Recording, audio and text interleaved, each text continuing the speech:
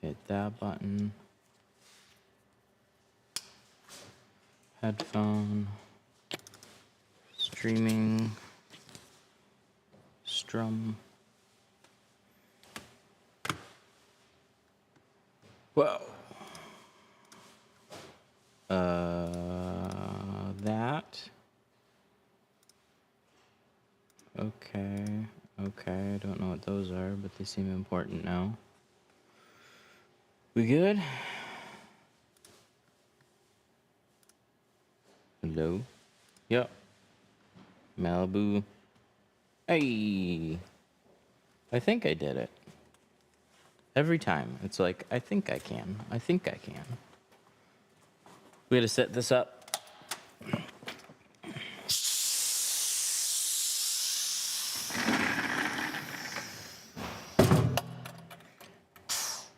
Let out some pressure. We got a Malibu to do. Doing 35, 5. It's gonna be a good time.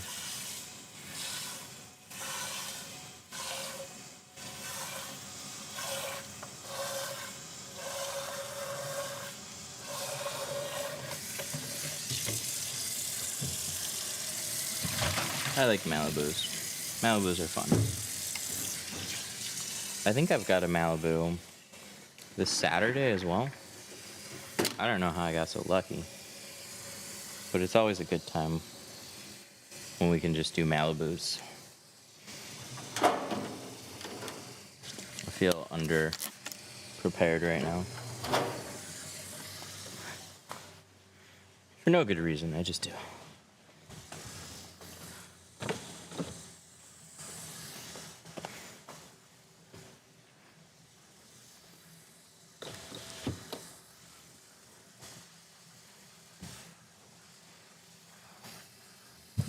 So we got some tape. We will mask some stuff off.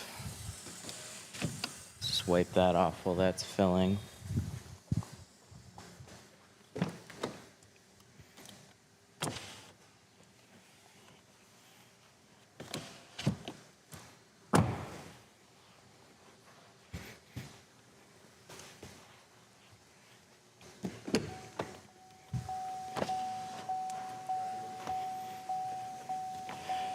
Ready. Favorite vehicle to tint? This one. I suppose it should be a truck. Like an F-150. But for whatever reason, like I always think of like a car. This would be it. This is one of the most straightforward.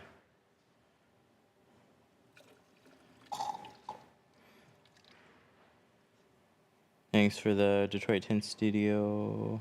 Oh, the tri-edge with the replacement panel guard? Oh, yeah, you're welcome.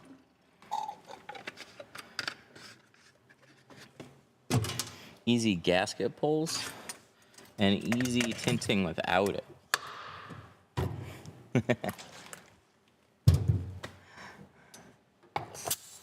Mine has to be F-150s. If I'm plotter cutting the back window, then yes, definitely F-150. But if I'm even the back window is like easy to hand cut on that one, but it's a little bit tedious.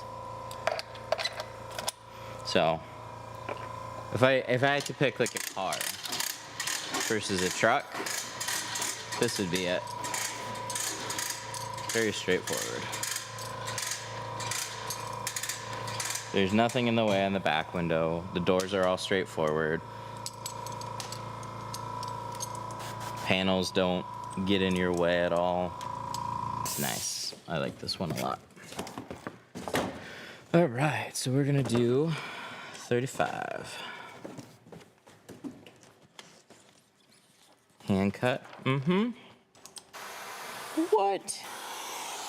But you used the plotter the other day. You can't hand cut now. That's illegal. Or something.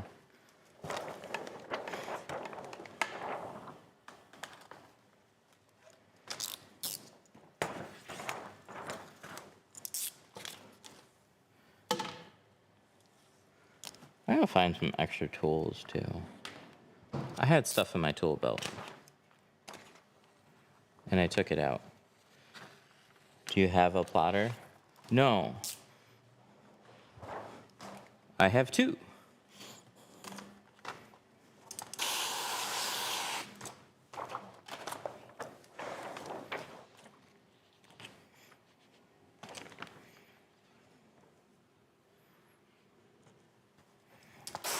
Starting to do more windshields. What are essential tools?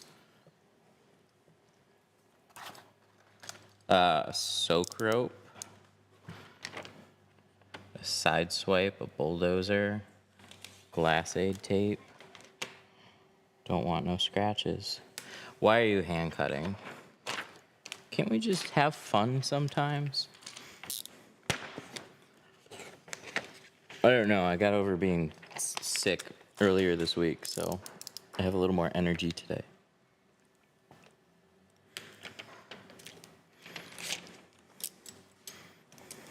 When your class is starting, we have one going next week.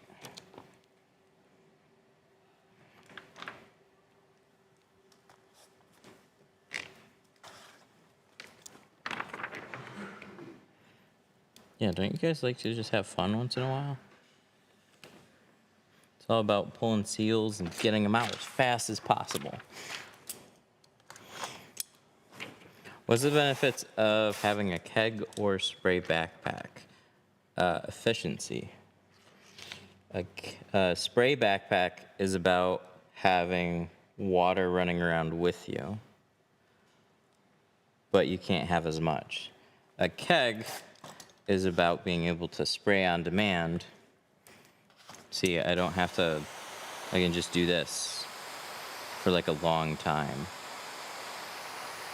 Like a really long time. No, we can just keep going. Can't do that with a spray bottle. So when we want to make sure something's clean, just leave it on blast for 15 seconds.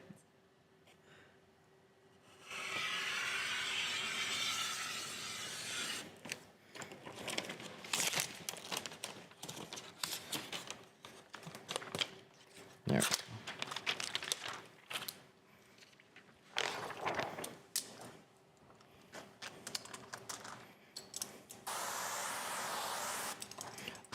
Would 18 millimeter ultra sharp scratch the window? I think I bought the wrong one. Yeah, all the snap blades are 9. But most snap blades are carbon steel, even if they're silver.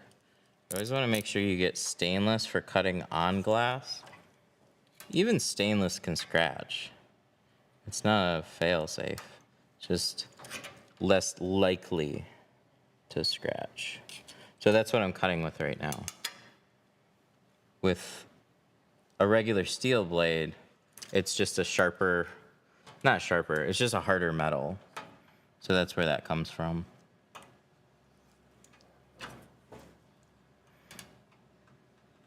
The harder material scratches the softer one.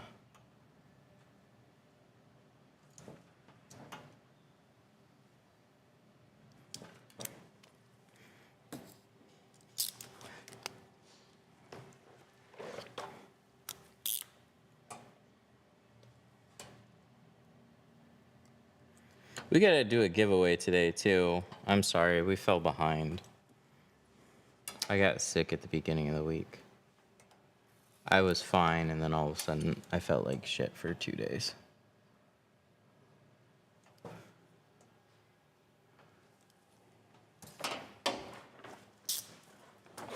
Does a 36-inch roll cover most windshields? Yes. There's very few that it won't. What's up, Jaden?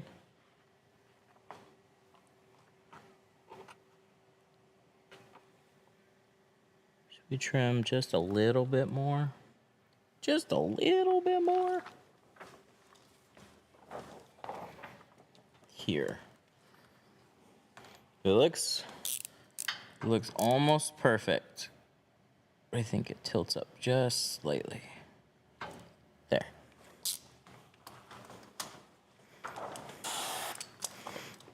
New Ford Edges windshields. Yes. Yes. I don't know for how long, but Ford Edge and Ford Focus both require a 40. And there's a lot of cars that don't. But surprisingly, those are a couple. You tint a 458 Ferrari. Like, would I? Sure.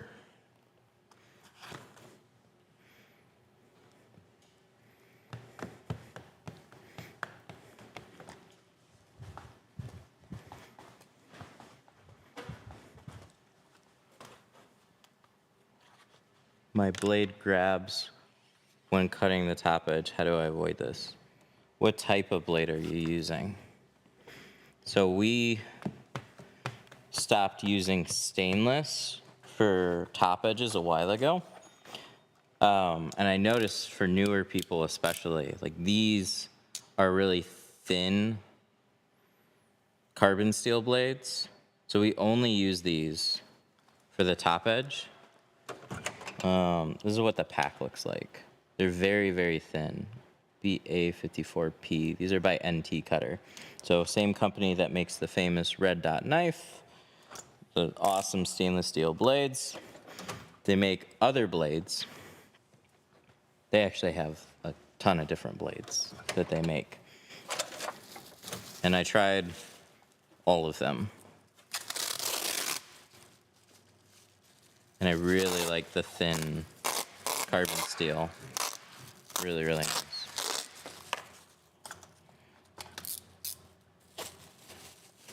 Can't beat a Japanese blade. I know. We're like samurais now. Have you tried Alpha? Yeah, of course. Alpha is still really, really good. It's hard to tell the difference between a stainless steel Alpha and a stainless steel NT, but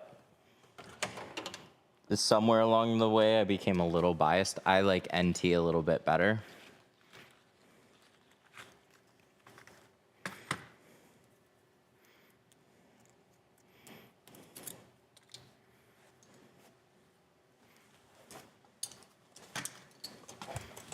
Very hard to get NT in the UK. Why? They're like over on your neck of the woods. Or at least they're closer. Aren't they closer to you guys than they are to us? All right. I almost forgot. I gotta shrink this. Ooh, it feels nice. My hands are a little cold. What kind of tape are you using? We're using Seal Guard on the sides.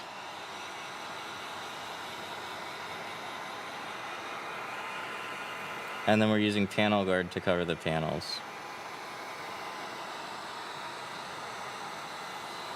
I'm still getting over being sick. So my hands feel especially cold right now. Why is it so hard to find shops that'll train a guy? Because training people cost money. It slows getting work done down. Something I actually didn't really realize right away.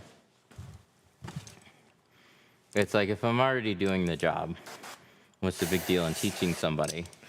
Well, you have to slow down to tell them what to do, and you constantly have to watch what they're doing because they're always doing it wrong. And then when they do something, you have to rip it off and do it for them until they get to a certain point. So, like, eventually, it pays off. But there's got to be something in it for the shop that's teaching the person, whether that just be direct compensation or they're training a new employee. But just, hey, I want to learn how to tint, to go to a shop and like them teach you. It's like they have no incentive to do that.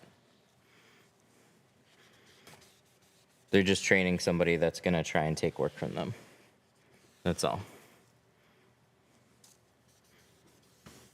I had to tint in the rain today.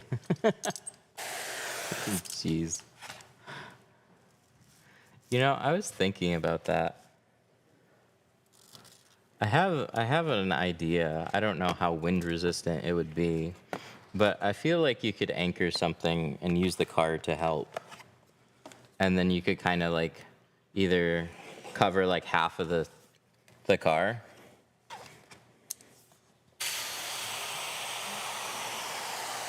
It wouldn't be completely weather resistant, but real question is this business profitable? Not at all. We just do it because we like putting stickers on windows.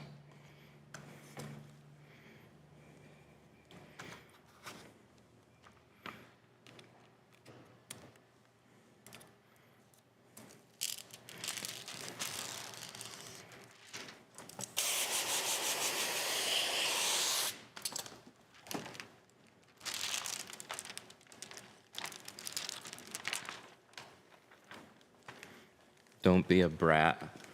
How much per month? I don't know. How hard do you want to work?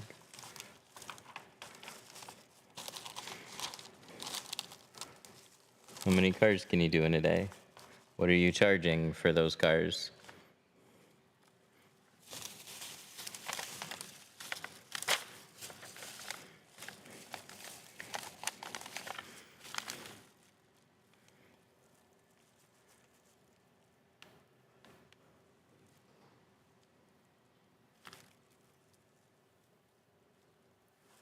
Look at that.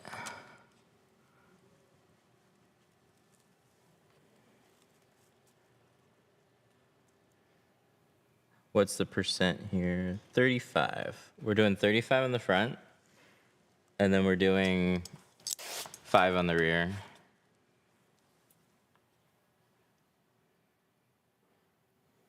Let's talk about you and your numbers. I'm not in the biz, that's why I'm asking you. Duh.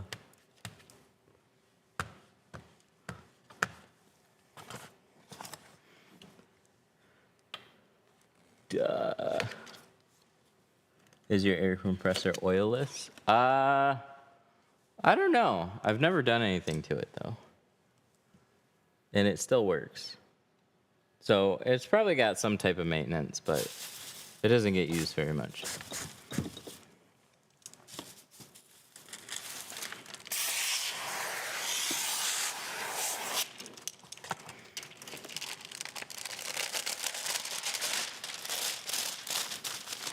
What do you look for when you shrink the film? The right things. When we get to the back window, we can talk more about shrinking.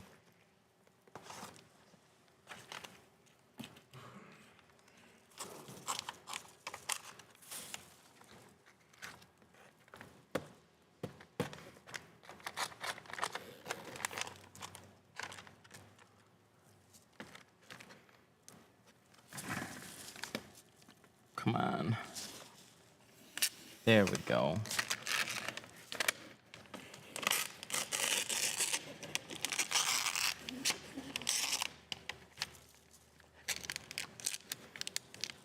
Name of the squeegee? What color was it?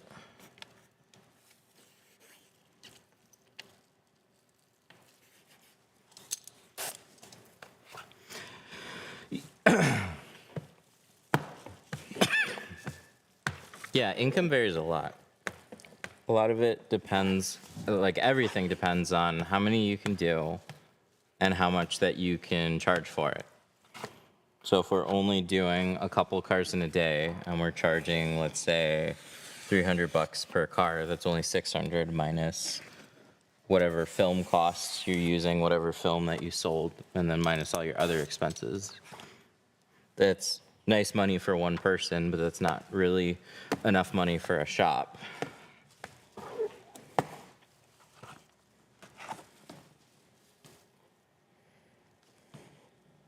Or at least to like grow a shop anyways.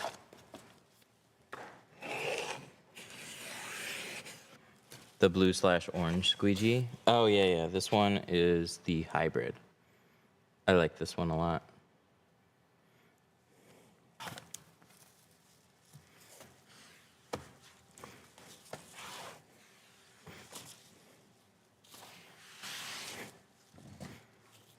No, it's not a bad question. I'm just giving a hard time.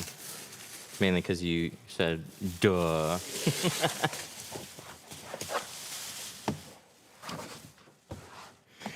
Why would whine noise come from windows after a tint? I don't know. If it got on maybe a squeaky wheel,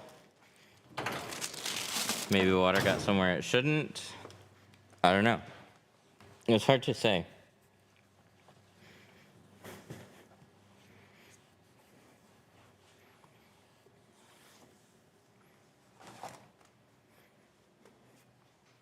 How do you get the least amount of bubbles in the tint? Cover things up and have a nice install process. The majority of it is your skill. So the smoother you're able to stuff the film where you need it to go, the better it's going to turn out. So like this one turned out really, really nice. Do you ever use an 8-inch squeegee? Sometimes. Only recently though.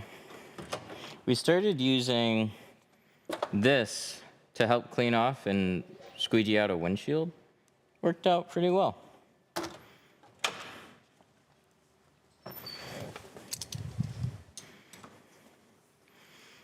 You can get an easy up tent reinforcer that can hold up winds up to 24 miles per hour. Does that sit okay on concrete? Like basically just like heavy weights that you gotta lug around with you?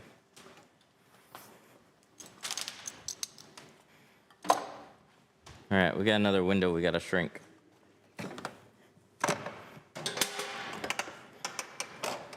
What size roll do you need for the rear window on this car?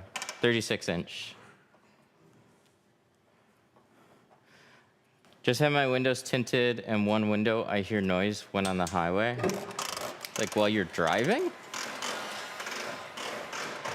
Like your windows are closed, you just got them tinted, and now you hear a sound?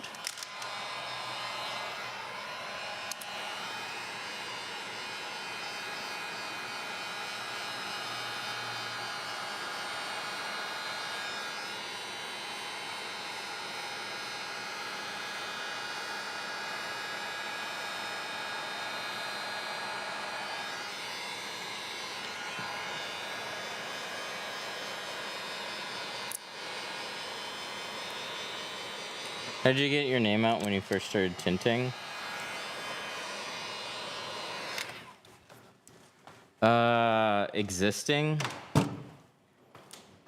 Existing on Google, putting out some Facebook ads. You'll naturally just get traffic if you exist in places where people are searching. Not necessarily a lot, but you will get some. Like, think about this. If you were looking for the service that you provide, how would you find you? What would you do? And then you want to apply that to your own business. Why do you choose that method for shrinking? It's one step. It's a little faster. And it puts like an even shrink. You can put an even shrink on the film rather than just... there we go. I don't know what got on there, but we're going to throw that away. Have you paper cut yourself with film? Oh yeah, for sure. It's just annoying. It doesn't stop bleeding for a while.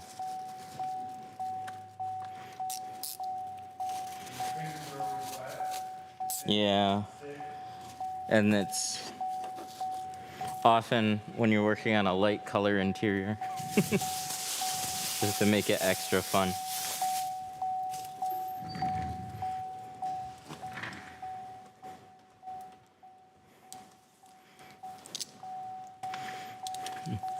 Do you know Frank at Notorious Tints? It's like a high school question. Oh my god. Yeah, I was there for like a week. Really nice guy.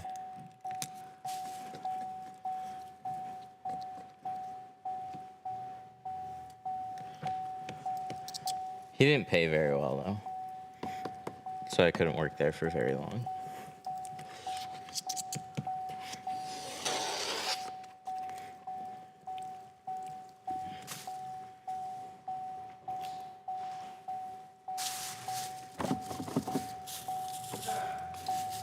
Take the damn key out. All right, keys out. What do we do?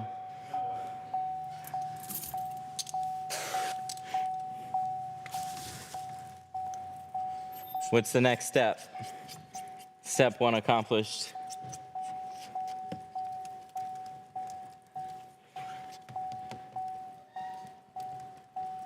Do you tint headlights? No. No, I just do window tint. I'm simple. The battery's out. Shit. Turn the ignition off, but then I can't roll the window up and down. My, this is a puzzle.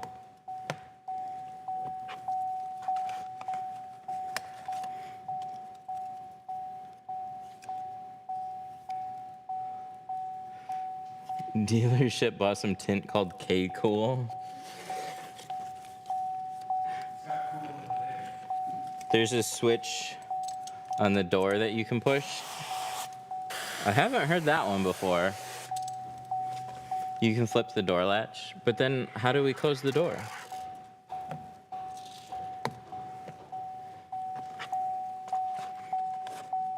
That's funny, I'm the same as you. I don't ever spin the lock. Like, I just live with it. Daniel's one to latch it. And you know what? I think I did it the other day. And I closed it without thinking about it. Yeah. It drives me nuts.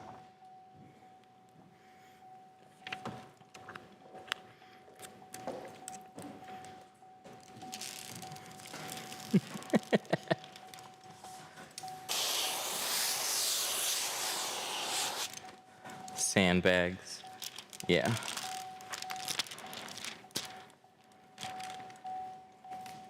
Are there any future upgrades on the door panel protector with wider tape? I don't know if the tape needs to be wider. I think it's what I've been trying to do is get the adhesive to be better.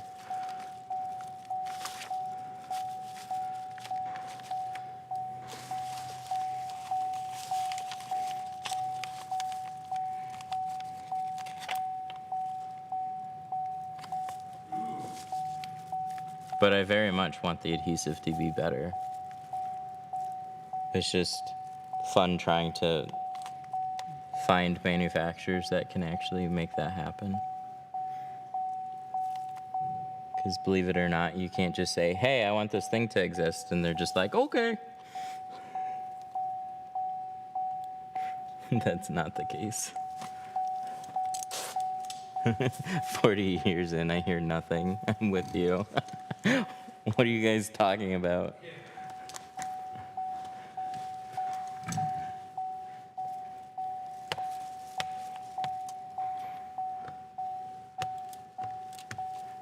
I'm just listening to chat right now. Got nothing else. Cone tip or flat? It's a toss-up, but I tend to go back to the cone tip. I like the adjustability a little bit better. Both of them are perfectly fine. Yeah, now we got people in chat saying the right thing. I don't hear anything. I'm with you guys. I don't know what we're talking about.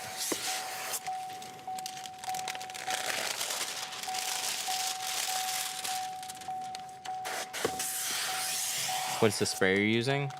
Tint keg. It's a 3-gallon keg sprayer.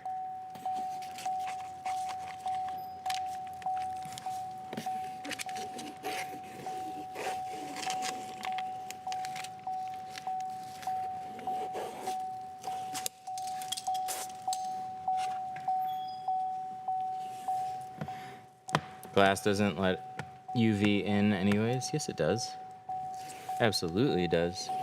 Not so much on laminated glass like windshields or some door windows, but it absolutely does.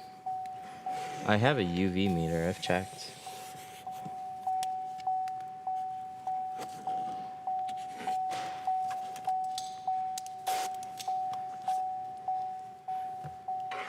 Even the factory tinted glass can let it in.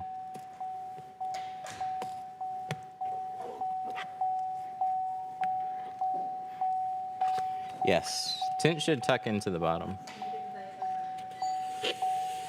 Are you happy with it, or you wish you went with a different setup? No, I liked it. I set it up this way. It's nice because we got like hose reels right there. Keg goes down there, so I can take one on each side. I just gotta clean out the other side. I'll get to that one day.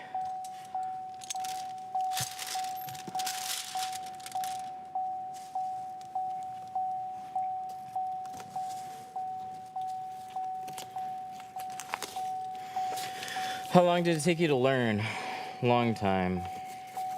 I didn't really feel competent. Competent? I can say that word. For like a year. And then I still, like, I picked up on things slowly. But just always kept at it. And when I learn stuff, I kind of get obsessive about learning. So I started like reading the forum groups that existed and, you know, hanging out in those types of communities and seeing what other people were doing, how people were doing things, asking lots of questions, getting laughed at, then started making videos and things just kind of go from there.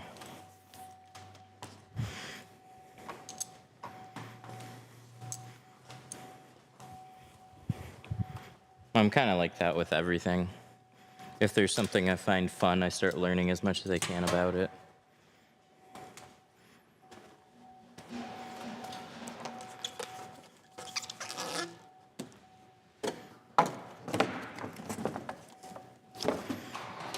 Where can I get a replacement for the piece that holds the tip of the spray nozzle? Is it plastic?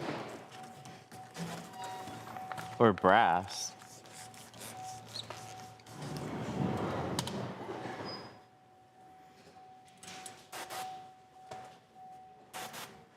Like one of these?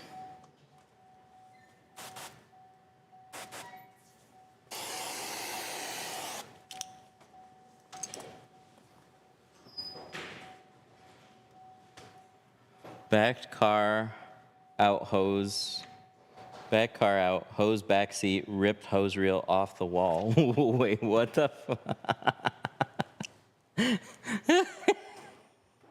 Holy shit, did you really?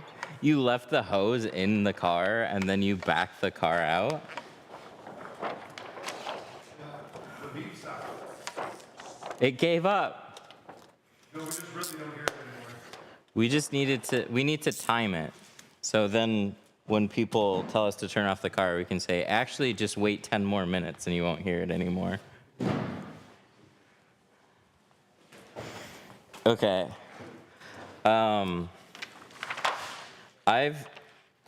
I've done, I know there's going to be a bunch of other window tinters that chime in here, but one thing I've actually never done is run over a heat gun. Ooh, I've done that a couple times. Back over a couple. I don't know. I always walk around the car before I ever move it. That's the smart thing. Yeah. So I always wondered, like I get how you can do it, but it's like I get in the car and I turn it on, and if I'm not absolutely sure that there was nothing on either side of the car, I just don't move the car. I get back out, I check on both sides. Yeah, well, I didn't know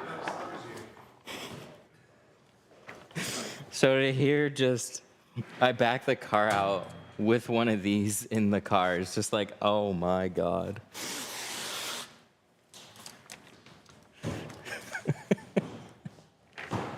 That's too much sense. It's just there's too much risk there.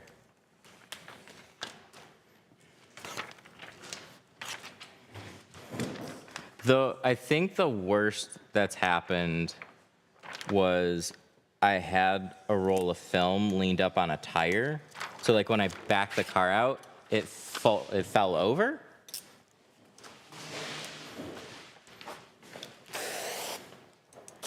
But that's that one.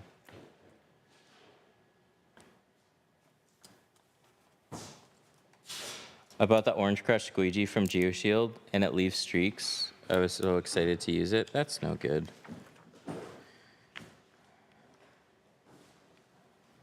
I should grab an Orange Crush and see. They've changed more recently. They have a honeycomb pattern, and I haven't really tried it since the honeycomb. Let me grab one. I'll throw it in my squeegee blade for these windows, and we'll see. Because I just got a shipment not too long ago of like the Blue Beasts, and that one leaves streaks behind too. So I don't really know why that's the case. Da, da, da, da, da, da. Da, da, da, da, da, da, da. Yeah.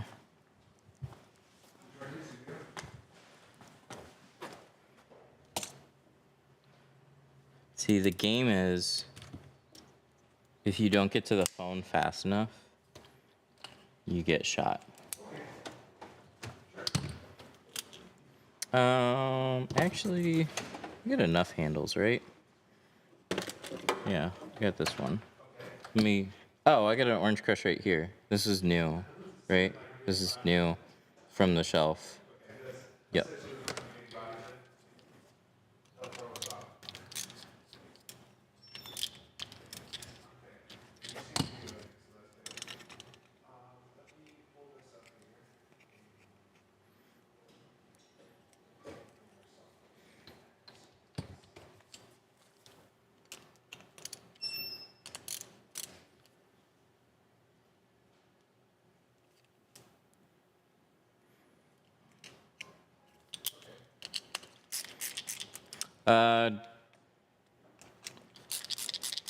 Does taking the window out and tinting it give you better results?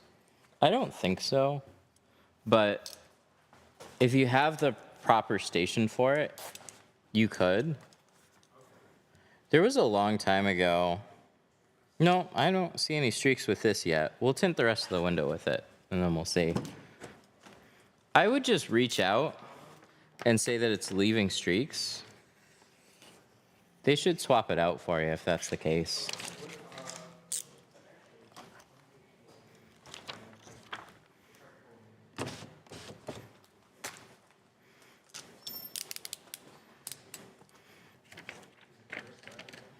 When do you use the plotter and when do you don't, and how do you decide? I flip a coin.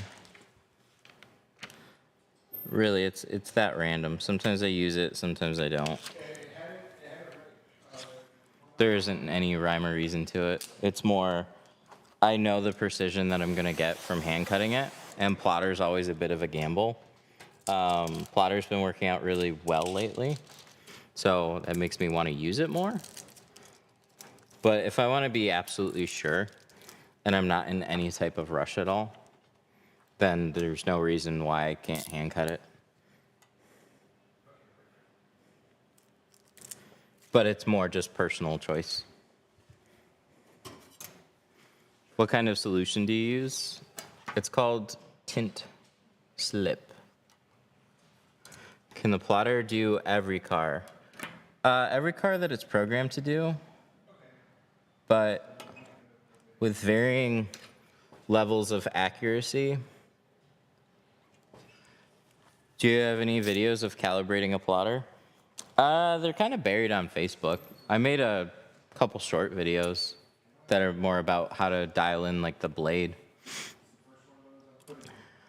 But, so this software, for example, there's a bunch of years that I can pick.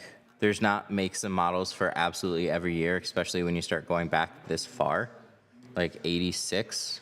Like, come on. You can almost be sure that all the popular vehicles are in here, and a lot of like less popular cars are in that software anyways. It really depends on the software, but patterns don't come from like a master database from like glass manufacturers or vehicle manufacturers. They're literally like either sourced from window tinters sending in patterns and scanned into their own database, or the company that sells software has a team of people that go and get the cars So, are you looking to take the whole thing, like Windshield too, or just like? and then do them that way. So they have them in-house where they cut every pattern and scan it, and then really good software is going to then cut those back out and then see if they fit properly.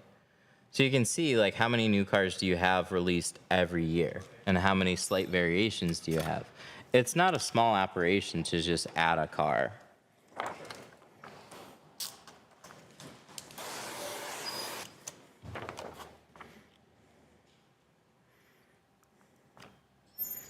What's a car you find really annoying to do? Ooh. Offhand, like anything that's a VW or an Audi is automatically going to make me not have the most fun day that I possibly could. It doesn't mean that it's going to be a bad day, but it's definitely going to mean that it's going to be slightly less fun.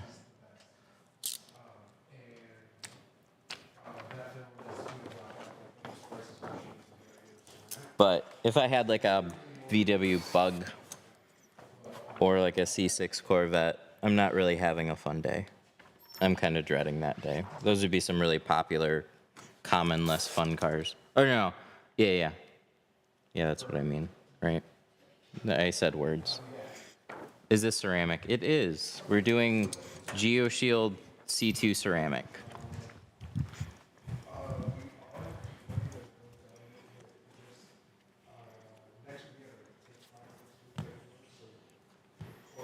The bug is fun. Some people really like challenges.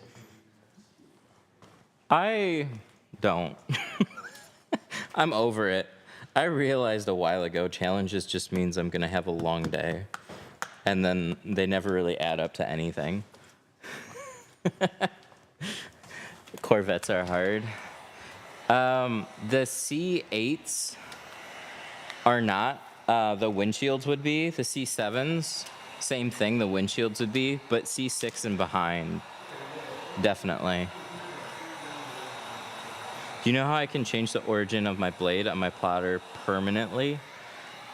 It's never a permanent thing. It's always every time it's set. So on a GraphTech, some of it depends on the software that you use, but with a GraphTech, it's automatic. So when I click set, what it does is it buzzes across the machine, it looks for where the rollers are, retracts the film back, and then manually, like it automatically sets a start point for that front corner. Not every plotter does that, and not every machine does that. And you don't necessarily want it to be in the same spot every time, because if you get a different size roll, your roll is often going to start in a slightly different position.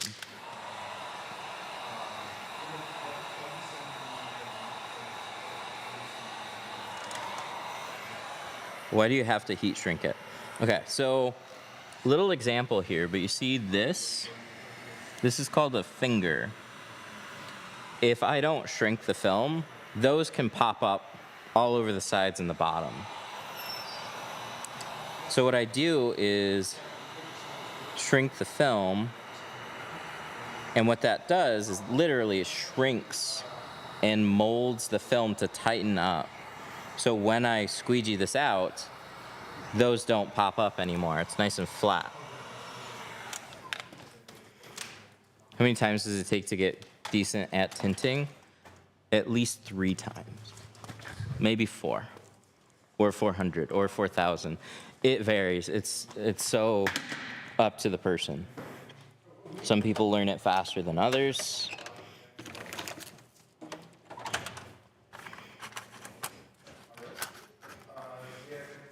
There's just a lot of variables. Window tint, like what's frustrating about tinting is that it's not straightforward. You can know all the steps and you can just do it wrong. So like if I'm replacing a part on a car, I don't have to know every step perfectly.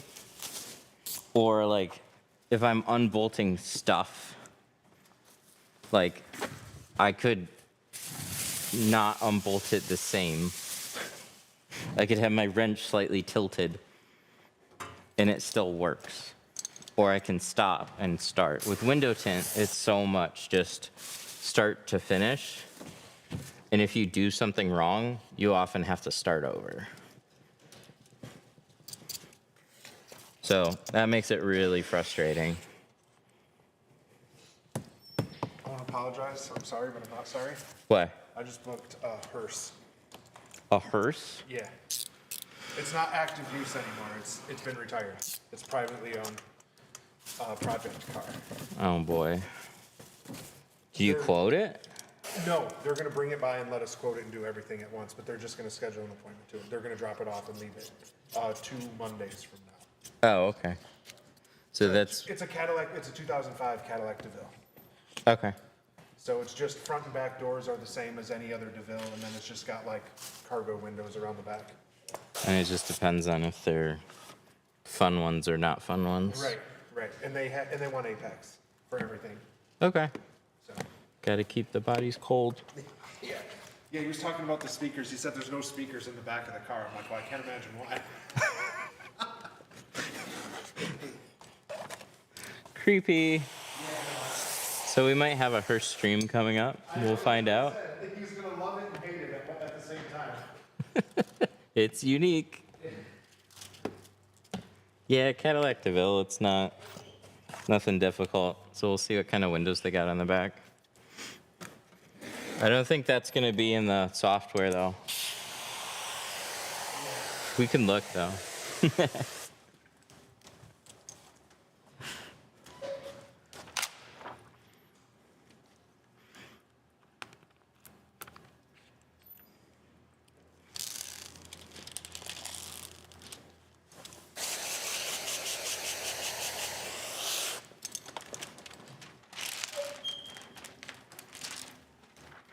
What are you doing? I'm tinting.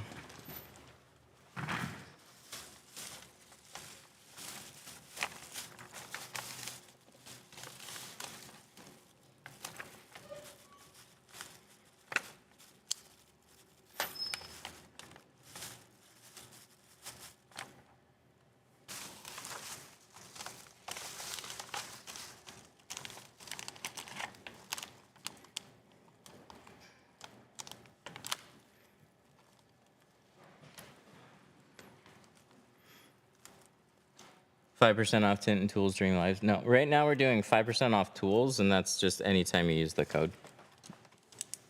That's going on through the rest of the month. And we're probably going to do something else fun next month. Ooh, I like that. That lined up so nice. Oh, you can't even see that. Look at that little. Whoa. What's the chances it's in here? So, do I notice any? I noticed some really faint streaks, but they're really, really light. Nothing out of the ordinary on this one.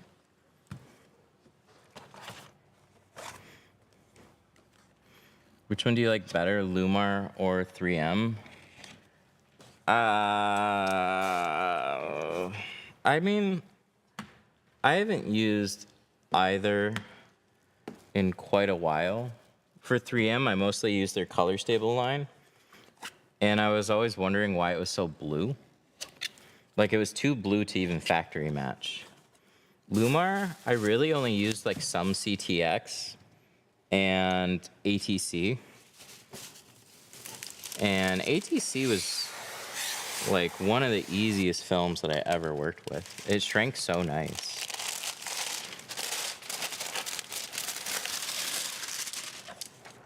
But this is back in like 2010. Like a 36-inch roll was probably like $350. That's really expensive for a dyed film.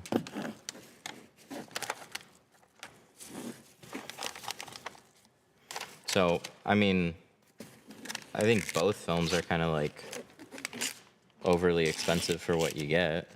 But if you can use their branding in a way that actually sells you higher ticket jobs, then by all means, go for it.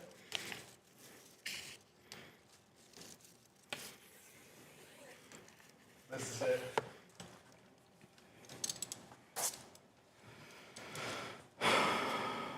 And then the back door opens up like from the side, like the Toyota RAV4 used to. But he said it's got the extra window in back, but it looks like it's got a border. It looks like a rubber edge. Yeah, he's sending us pictures. Okay. The back doors, it's not really a worry as long as they go up and down. Yeah. And it's the back quarter windows. Like a RV window add-on or something. But I'm sure there's ways we can work around it too. Like if we have to put like a vinyl on the outside to like hide a border because there's just not a good one on the inside, then all they're after is a nice finish. So. Yeah. He was super cool. He seemed like he was going to be open to whatever he wanted to do, but he said, "Yeah, we'll drop it off and let you guys look at it." It's just trying to cover some dead people.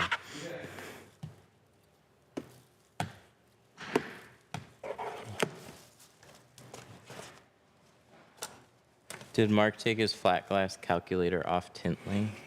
No, it's not on a new domain. I have to move it to our new website. Oh, he's got to switch it over. We just switched our domain. He'll put it back.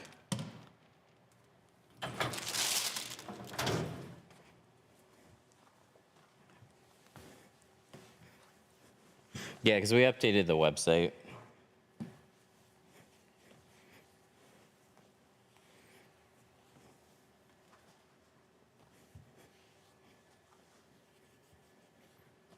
There, that was all done with the Orange Crush.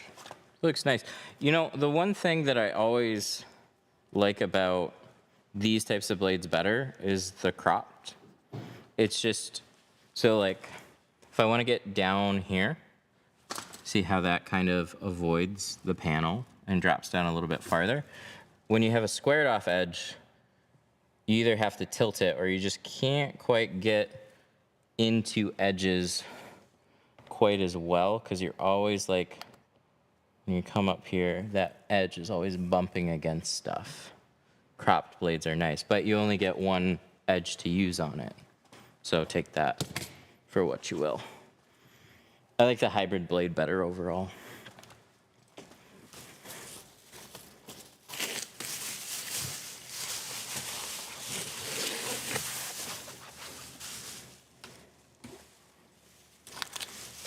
This is Kevin. I wonder if he sent out my t-shirt.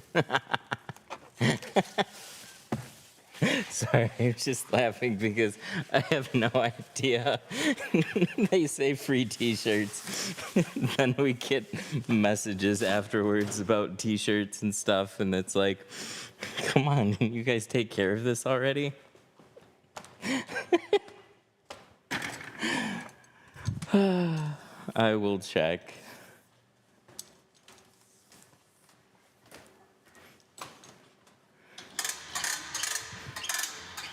It was just supposed to be a fun thing.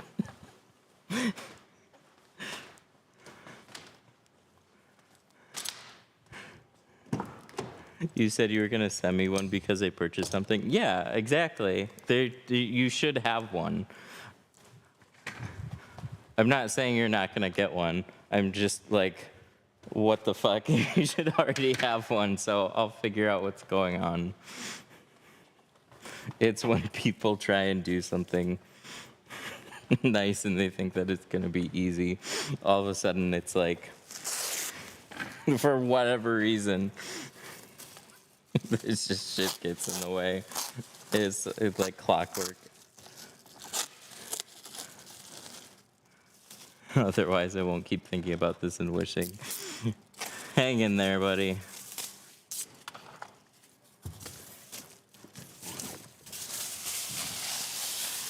I gotta put some pressure on people that should have got shit done already.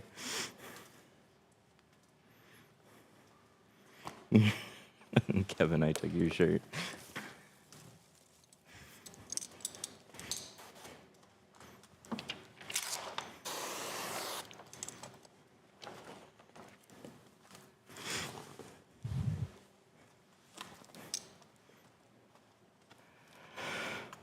How did you start tinting? By luck, really. It was never something that I was looking to get into. My dad owned a auto accessories company. They did window tint. They had a window tinter that would do a shit ton of cars every day. And then one day, he quit. Didn't give any type of notice, just like, hey, sorry, I'm not going to be tinting here anymore. I'm going to the next door competitors, and I'm going to start a tint program with them.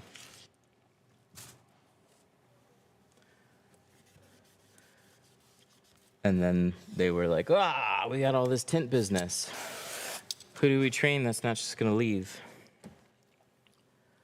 So his business partner's son, they worked out some deal. And then he taught me how to tint over the summer.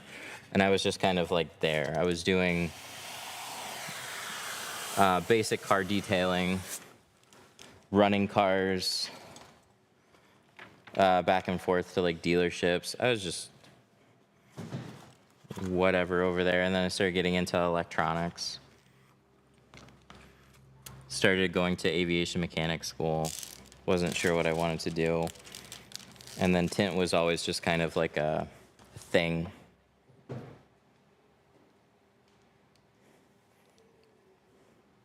I answered the call. I want a company to sell me a product.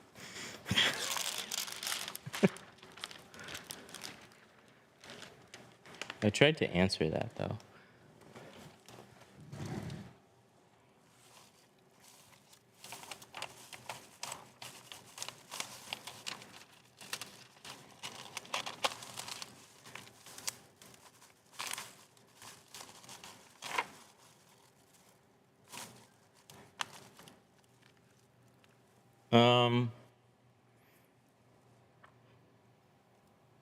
Have a bunch of jobs lined up and then nobody to do them. Yeah, that's the business.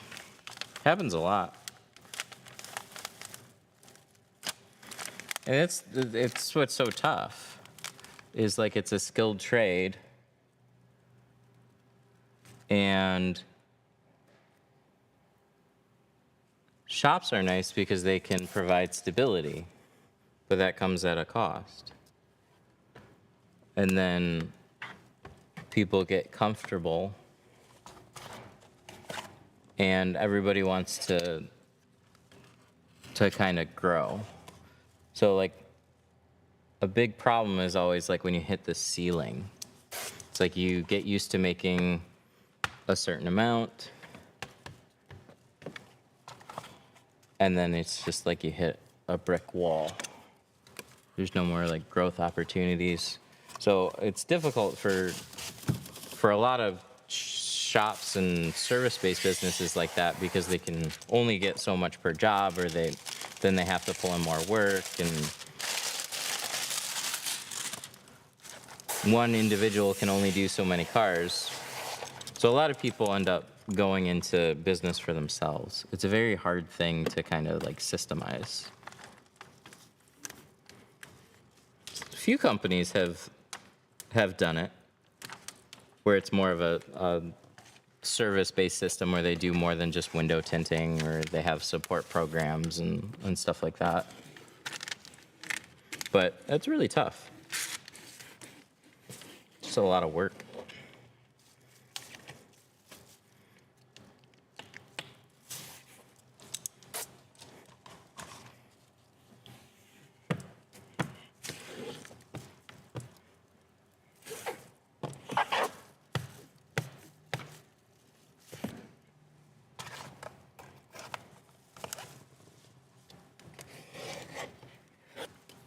So you do it and do good quality work. That's the idea. One of the hardest things, though, is growing past yourself. You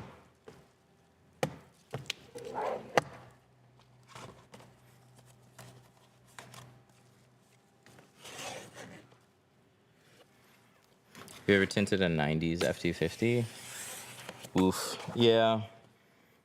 I don't remember what year is what, but I know at some point those F-150s have like annoying front quarter windows. Not fun. Definitely not fun.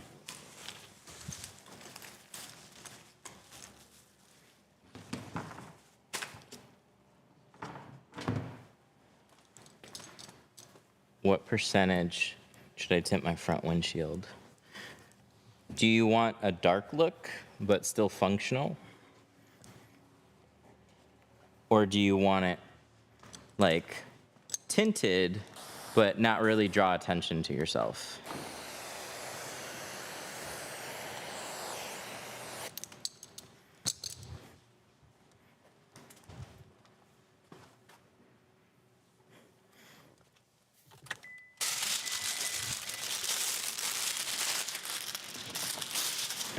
2.5%.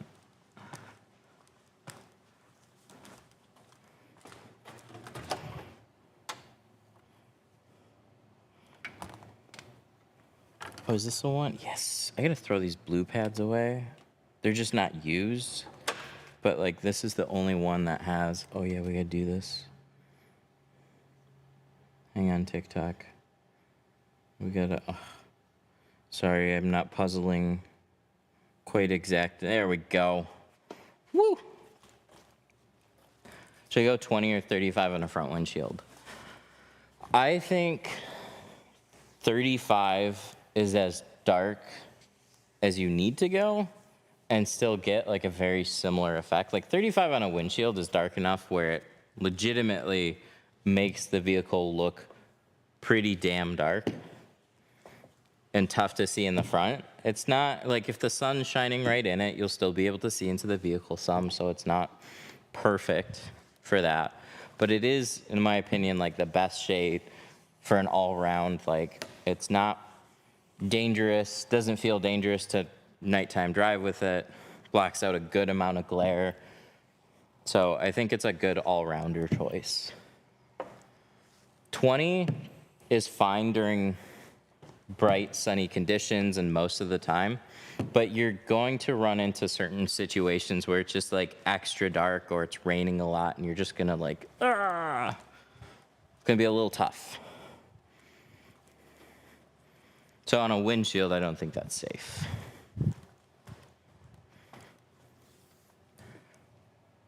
What soap is best for slip solution? Just soap that you can buy from a store, like a baby shampoo, just something that's really like soft and doesn't have a lot to it. If it's safe for a baby, it should be fine on your window film. But soaps with like degreasers, you want to stay away from that.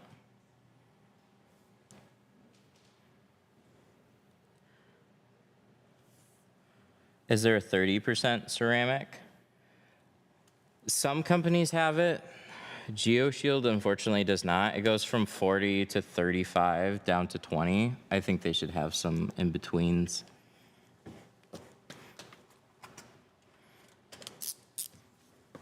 Give, yeah, that would be really nice. Just make it available in like a C2. It doesn't even have to be available in like every film, every SKU. It's like just put it in a few ceramic SKUs, make it an upsell. Sold. Like the 2% things? Yeah, like the 2%, they just have in a carbon line for now. Like you don't really need it in a ceramic line because there's so much carbon in the stuff. Having a ceramic version doesn't really make a difference. But like I get it, when you have so many different types of film and sizes, then what happens is you, like in the lighter shades, you sell the long rolls. So in the 70s and the 50s, like you still got to get a 60 or 72 inch roll produced, and then you got excess that's basically getting thrown away.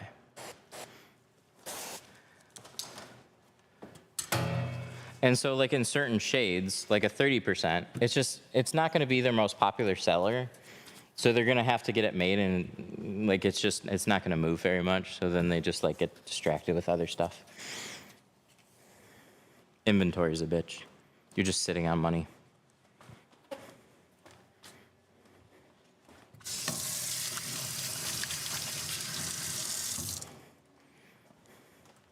But they should still do it.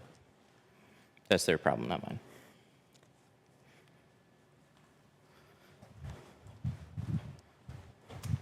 Is that green bottom loader good? What, this thing?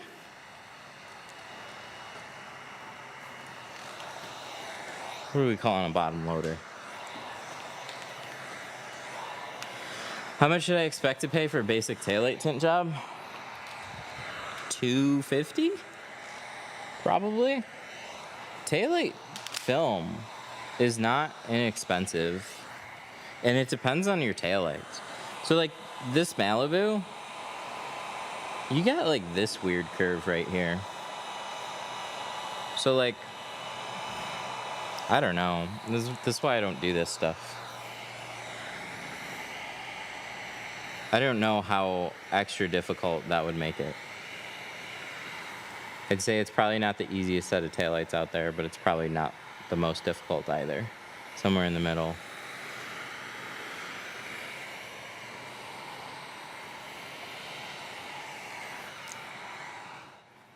But like taillight film, you still have quite a bit of material.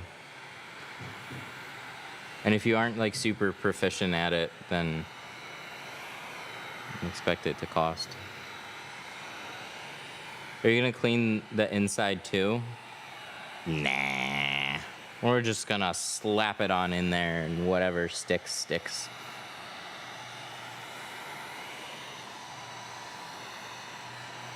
Vivid air release, yep. That's a good one. I hear Lux. Lux is another good one. Both are very similar to each other. If you got a knack for it, that's a good film to do. And it just depends on the taillights.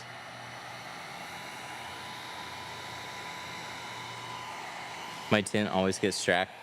How do I fix that? Is it just like light vertical scratches going straight up and down?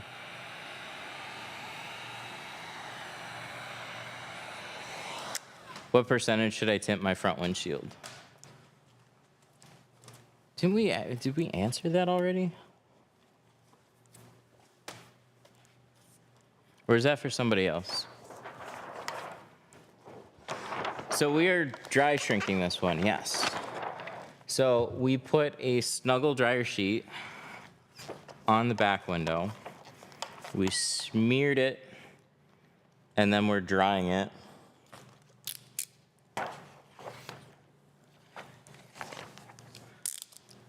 Vertical scratches. Yeah, so if you're getting vertical scratches straight up and down, there's stuff that are just in your seals here. It's just like sand and grit.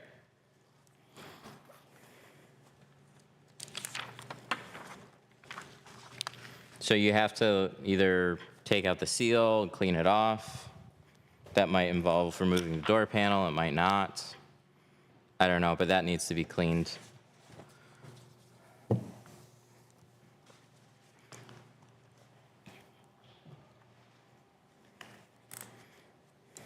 Tint stuff. Oh, I haven't heard that name in a long time.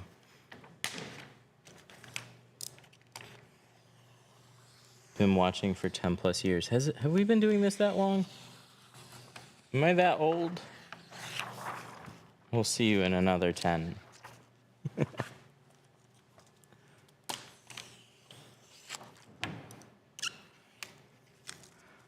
need 70% in a 60-inch. How can I get it? 313 tint. We have that. Pretty easy, actually. A lot of companies do. Do you have classes? Yeah, we have one going next week. We have one more spot available. Did he just send me the actual pictures? Yeah. It's got ceramic edges. Oh, does it? Yeah. Oh, that's nice. That's way easier. Woo! Did he send you? Look, it's different. Oh, yeah, that's way different. Okay, still look at it. Big window. And that's tiny. And that's way weirder. Yeah. It almost looks like they put a panel to like cover up part of the window, and there's going to be more window in there.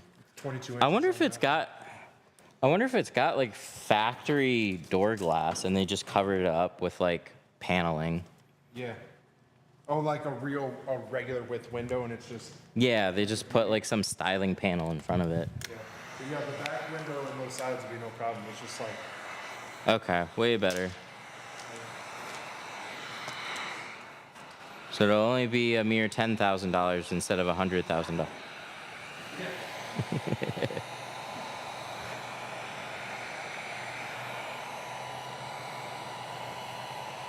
What do you do when you get one peanut on the back window? It's hard to take care of right then and there because it'll usually be a little tedious, but those typically pop up right along the defroster line. Well, that is where they'll pop up, right along the defroster line. So what you can do is, if the tint's like had time to tack up, then I wouldn't try and press the air pocket out along the defroster line. I would warm up the spot. I would poke the little slice along there, and then press out the air right along the defroster line. Because all that's keeping that up is just the air that's inside. So the better and longer that has to dry, the easier it is going to be to push out. So if it like dries out for a day, it'll touch up in seconds. But if it's new, there's still a little bit of moisture in there, and it's going to keep popping back up until it's like fully dried out. So the longer it has to dry, the better. But just little slice along the defroster, like lengthwise along the defroster. So you're not cutting through the defroster line. You're basically just knocking a hole in the tint, press out the air, and it'll be fine.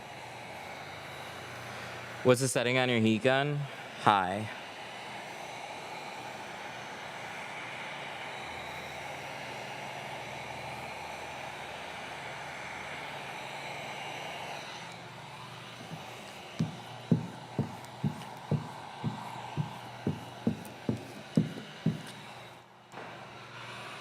Do you ever get your Vienna stuck under the tint? What's a Vienna?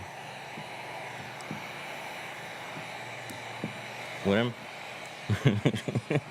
do you ever get your Vienna sausage stuck under? God, I hope not.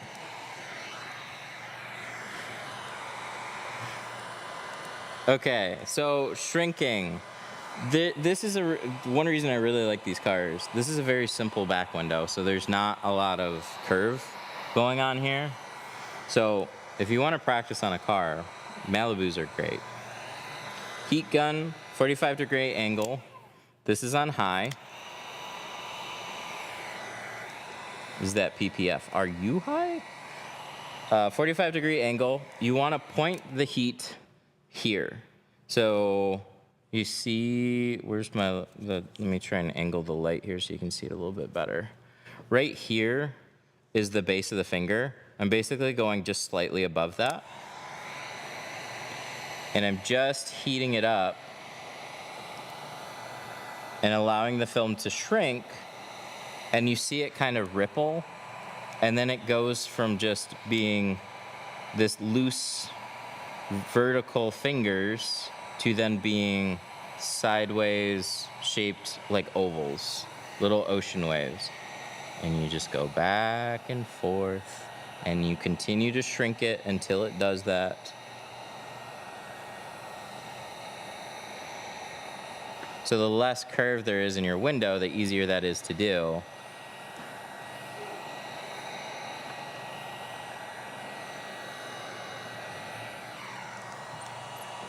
So that's almost all shrunk.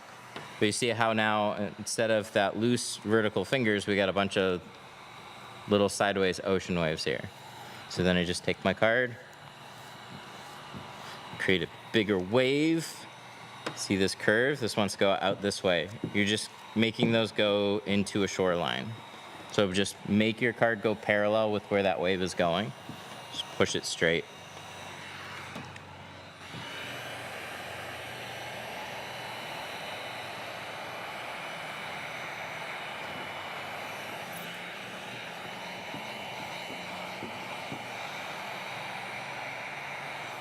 I live in Dallas, and I would like to know the price of 70% ceramic and 60-inch. I want to know the payment methods.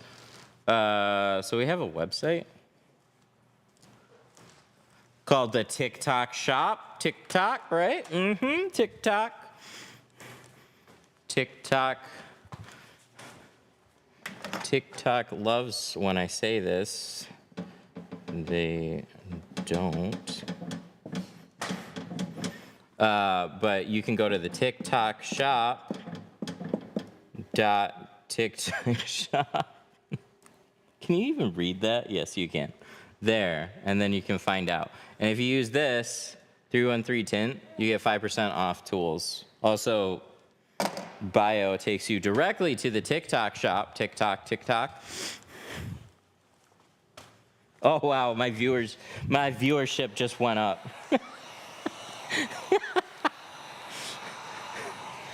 All right, I'm gonna start replacing words with TikTok Shop.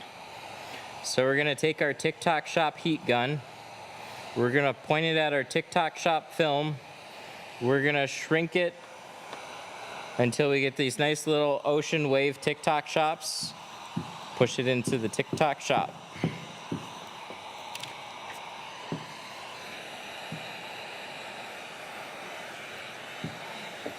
Is the white TikTok tape used as a guideline? Yeah, it's used as a guideline, but the main reason is it protects the glass while I'm cutting on it.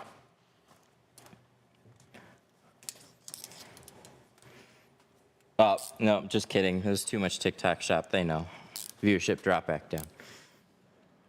Sorry, I thought I just figured out what they were really after. Or maybe we have to say it twice as fast.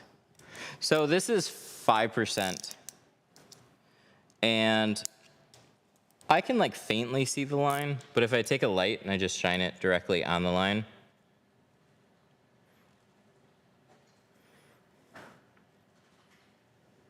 it's a nice TikTok tint job. Yes, isn't it? It's the best TikTok tint job. God, tongue twisters. We found a new one. Does TikTok kick you? Yeah, actually they do. We get violations if we mention it. You know, I say 313 tint on mine all the time, and I haven't had a violation. I wonder if it's because I don't have a shop like you do. I don't know. Because I forgot that was a thing. Like, I point at this sticker and I say, like, that's where I get all my stuff all the time. Because people ask me. Yeah, I like legitimately get violations. I'll get little notifications right on the screen that'll say, "Do not say that." And then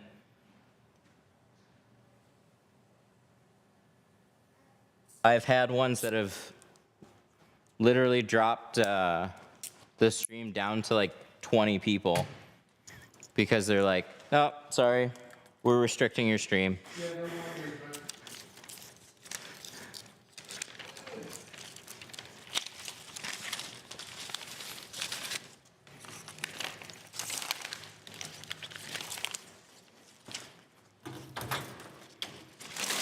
That is. We never got those. Can't even make jokes. They're too sensitive about it.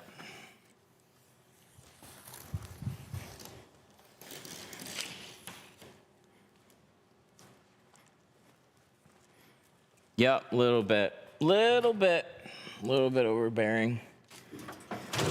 See, they put a lot of money into it, and every platform's goal is to keep you on their platform. So anything that directs people off platform and out of their systems, they do not like and they do not favor.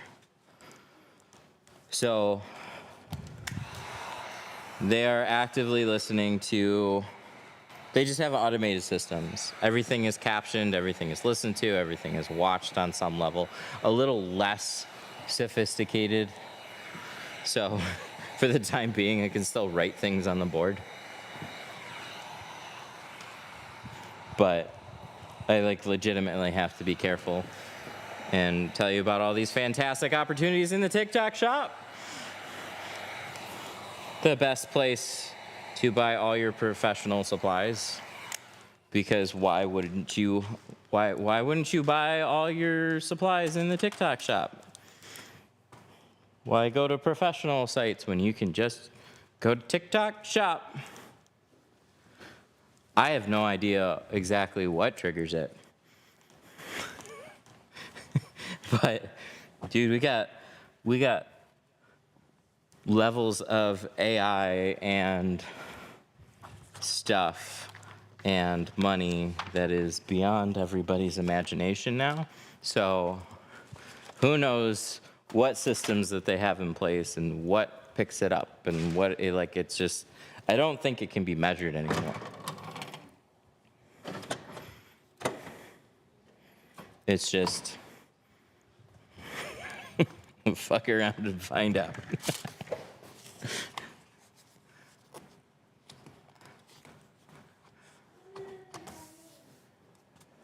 All right, so we're gonna pull the headrests. We're gonna move this forward.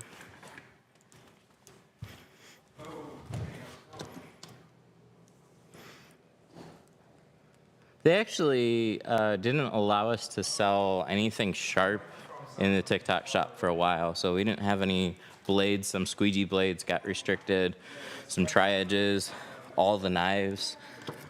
But now they're all allowed. I like TikTok shop. Overall, it's cool. But while you're streaming on their platform, you have to fully embrace it. Don't tell them we might be streaming some more.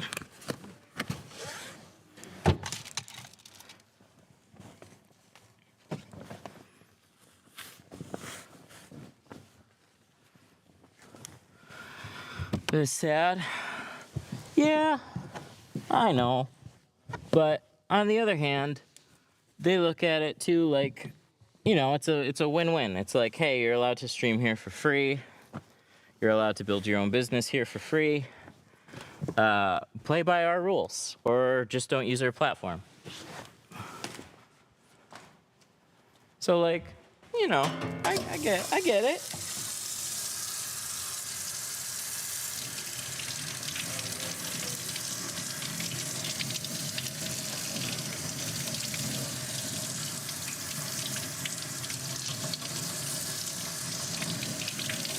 All right, so we're getting ready to install this back window.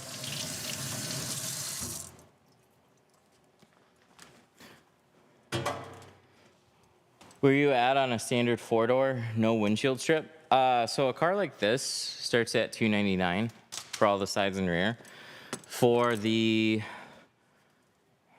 With the front windshield, it would be $450.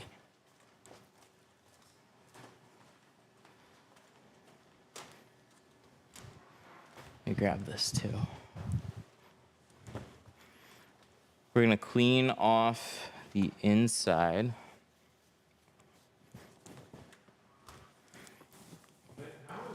How much for a 35% windshield ceramic? We have a couple different ceramics. We have a single layer and we have a dual layer.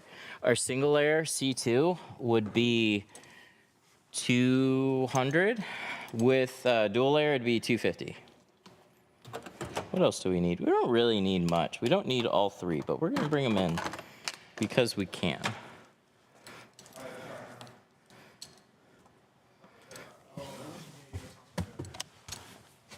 All right, let's clean this off.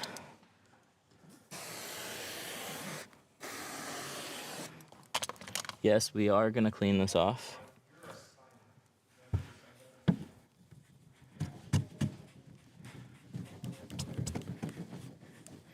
Apex. Apex is the dual layer film. It's very nice.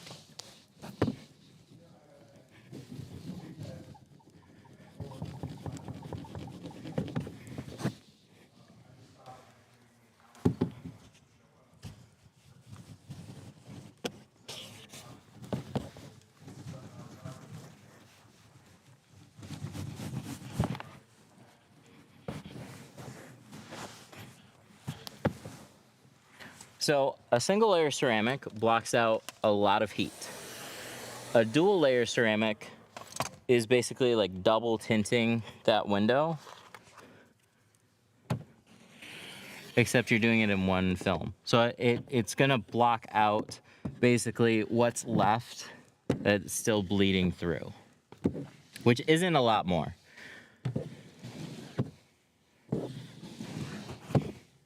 But if you want to be at the bleeding edge, that's where it is.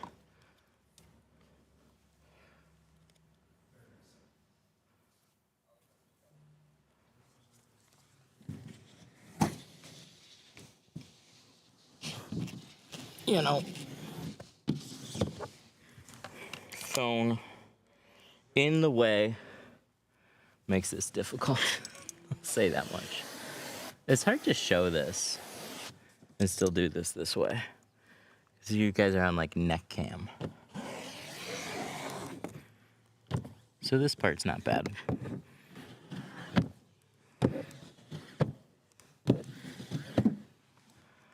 I took after your example of putting Glassade clay bar in a thing of water. Tried putting it on the window film and it works okay, but putting a small bowl of water works better. Oh, like leaving the bar sit in water overnight?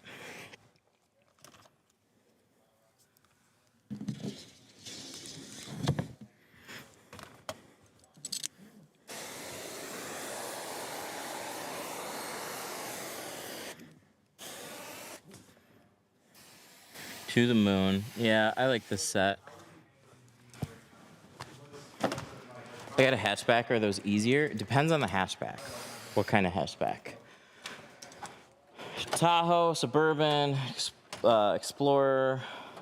Many of those, like hatchback SUVs, are pretty straightforward. Stuff like a Focus, a little less straightforward. VW Golf, kind of annoying. Scion TC, way straightforward. Yep, I like those. Scion TCs are great. I wish they were super popular. I was sad. I've only tinted, I tinted like way more XBs. I wish I just had like so many TCs. I really never got that many.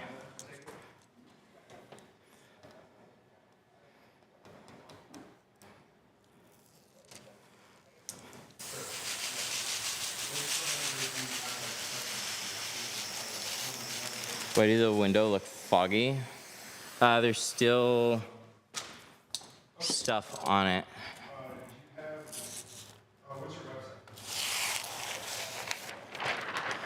Ugh. Got a rear window kit. Got everything but the clay bar. I know. We're just way behind on those.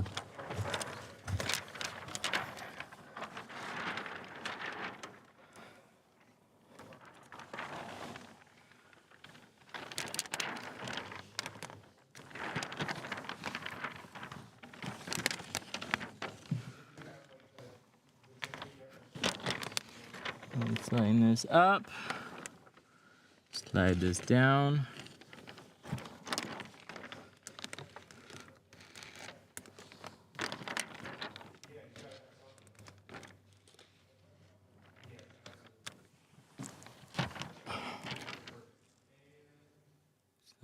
going down.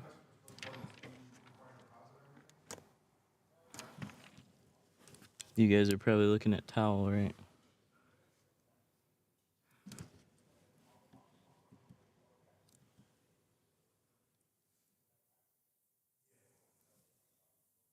It's never fun.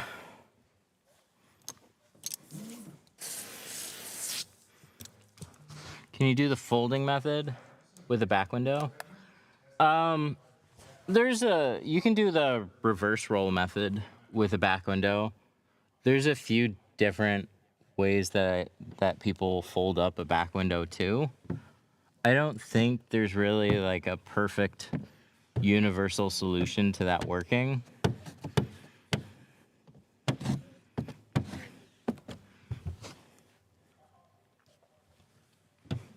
Like everything's got a little bit of a drawback based on how much space you have to work with, the type of deck lid that's there. So you'll notice that this back window is largely flat. There's not much in the way here. And the deck comes all the way back to the exact same size as this back window. So you got a lot of space and different techniques that you could do to play around with that. Reverse rolling on this one would be pretty straightforward. But when you have a brake light in the way, well then, if you're unrolling it, you kind of have to tilt things to work around that brake light.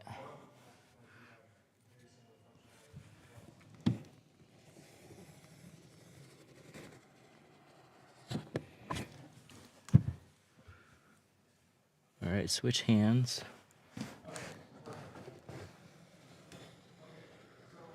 So the only areas that kind of press a little tight, and I don't know why they do that, but those little fabric spots there, they kind of get in the way. So a couple tools. I'll use the green one, but bulldozer is still a really good option too. But I don't want anything to get caught, so I'm gonna grab this. Now I'm gonna move this here so you can see what's going on. I'm gonna shove this in here and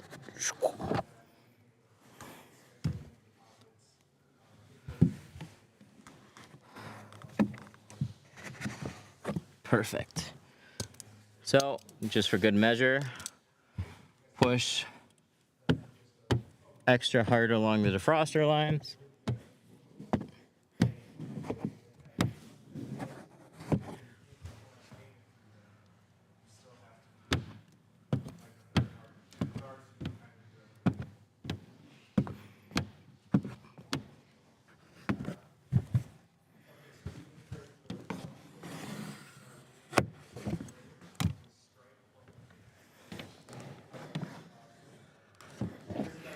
Got it.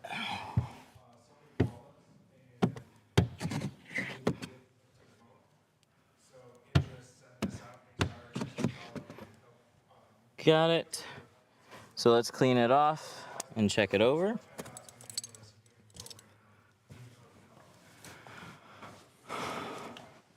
Solax tint, I've never heard of it. How can I make the lines out from the tint? Like get rid of these lines?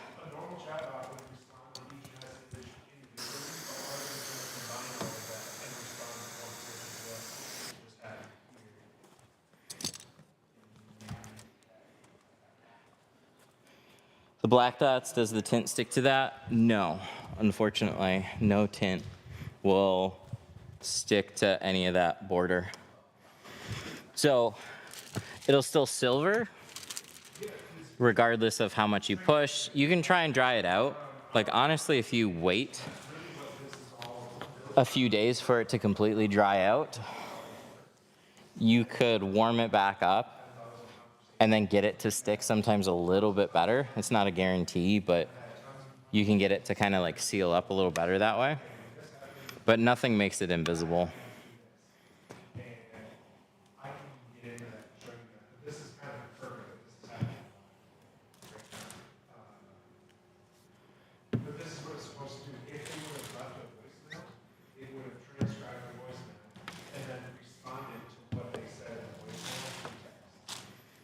Do you sand down the lines before you put the tint on the window? No. I don't want to do anything that introduces grit. And I've never liked the idea of sanding. Honestly, that's probably the biggest objection we see is a lot They're running current through the lines. So if you take away like some of the copper to just give yourself a better visual finish, like I can appreciate it. I'm a little bit too leery of introducing any type of scratches.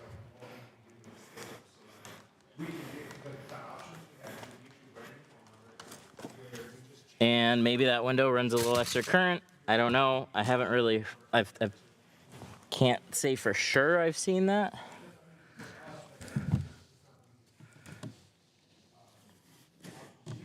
Stopped using my bulldozer after I scuffed a windshield with it. Did you use this side? Or did you use this side?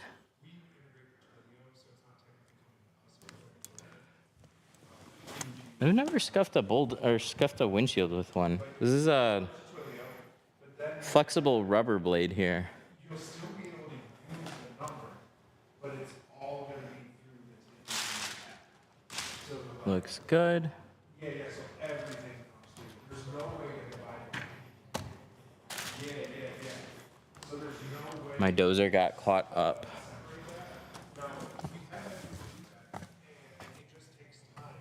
My rubber part's falling apart even though it's new. Did you buy one from Amazon?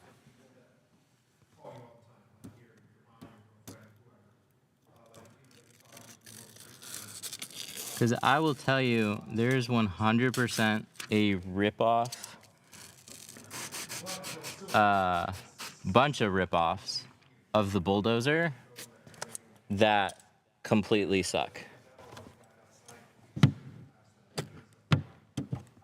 I wish that kind of stuff was easier to like get across, but unfortunately, like people think you're lying until you know. There's legitimately good knockoff tools. Things that aren't good that are knocked off. Tri-edges, easy reaches, bulldozers, some squeegee blades. Some squeegee blades are perfectly fine, and some of them are just like very rubbery and sticky and scratchy. Where do you buy your tools? So we are a tool store, but we source all our squeegee blades are from Tri-Edge or Fusion. Those are made here in the US. We buy them direct from them. Handles, same story. We have one handle that we source from elsewhere. And let's see, all these like Tri-Edge cards, there's just a certain finish and a certain plastic that they use that is not gonna scratch your film. And then I noticed with the bulldozer, for a window tint tool, this one's a little bit more expensive. They're like 20 something dollars, and you can find them for like 15 on Amazon or whatever. But the blades always like discolor, and they always just like peel off very quickly. They just don't make them right. So I don't know who makes this, the real one, but we get it directly from a company called GDI. They're a very large window film tool company that get the actual original ones. So there's a ton of different tint tools that are like littered on Amazon. Some of them are fine, but a lot of them are unfortunately like imitation knockoffs. Some of them totally fine. Like I said, like kind of sucks that they took a good tool and then they just ripped it off and then just like cut the price way down. I mean, good for you, but bad for the people that actually put like thousands of dollars into like molds and manufacturing and stuff.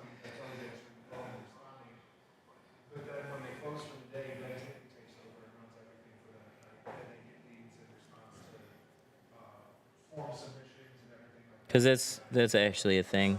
It's a weird thing, but it's a thing.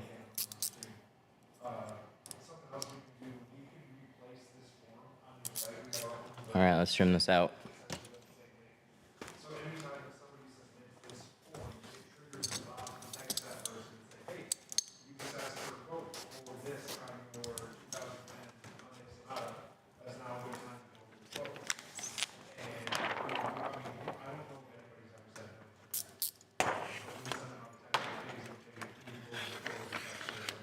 So if somebody fills this form out, we can just warn it's going to What kind of tape? Glass aid. take care of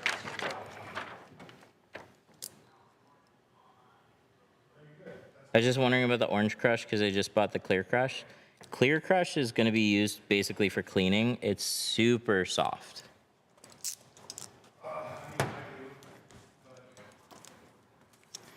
We actually just got some Clear Crushes in. I didn't carry them for a while because the Pink Clean does the exact same thing. So it's like, do you want a pink version or do you want a clear version? That's basically the difference there. But it's going to be too soft to tint with. But it's great for cleaning and evenly squeegeeing out your film before you take a harder squeegee to it. So Orange Crush is a nice like all-around cleaning and installation squeegee. But you're gonna wanna get one that's a little bit harder than just that. Orange Crush is decent. My favorite is the hybrid.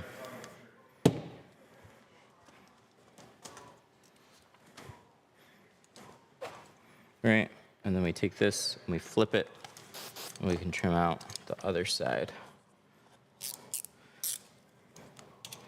The blue one, the Blue Beast, not my favorite. It's a newer one by them. It's a little hard and it's just not a great all-around squeegee.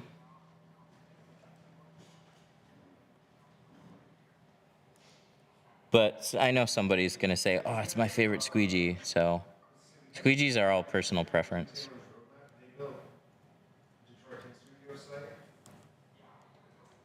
That's why there's so many like hardnesses and colors and stuff. It has less to do with, oh, when do I use the yellow one and when do I use the blue one and when do I use, it's like most people pick one or two squeegee blades and just stick to using those for like everything.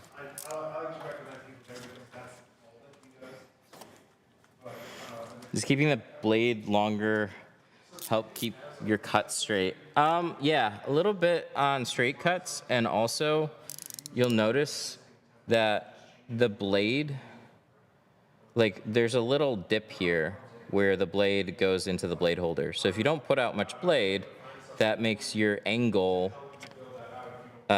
tilt up more so you can cut.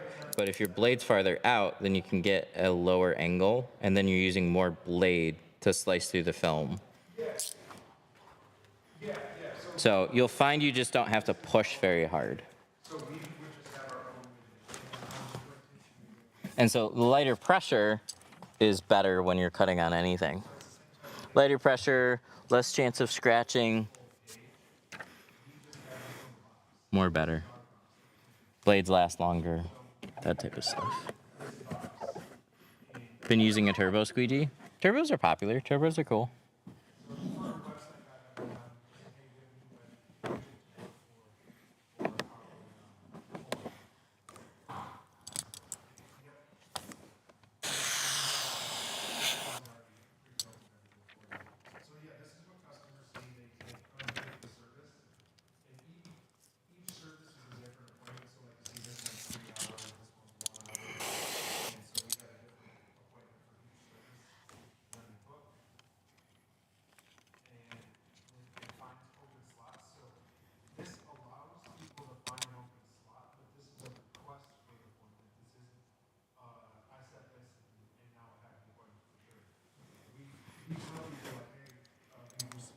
Tickets, how much when stopped by you know?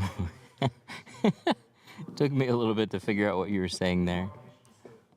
I do know though. It depends on where you live. I have no idea. I haven't looked at the state law price in a while here. But they don't hand out fix-it tickets here. and it's X amount with 2 points typically, but I was always able to get them signed off even though they didn't say fix it. We've done it for a couple of days next week. We have take classes next week. I'll show you that first time. Here you get the bubbles on the edges after applying the tint. So if they're little speckles, it's dirt. That's not gonna go away.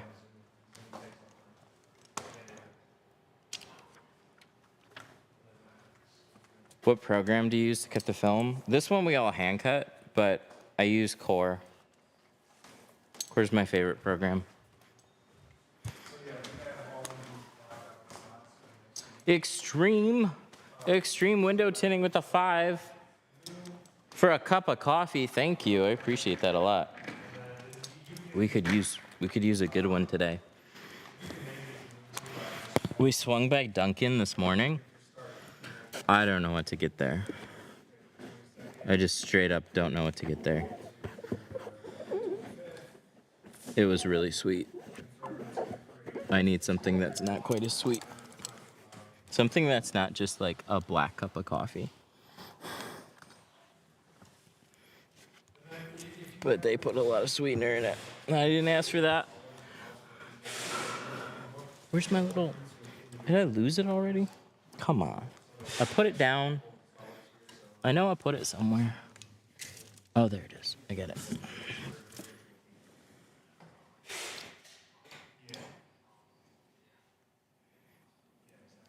Coffee straight. You know, I don't know for sure, but I think I get heartburn from just like regular coffee. So it has to have some milk in it too. So I'm kind of like a strong latte type of person. Doesn't need a lot of sweetener though. Little bit and a little bit of vanilla. Or a mocha. I like either one of those right now.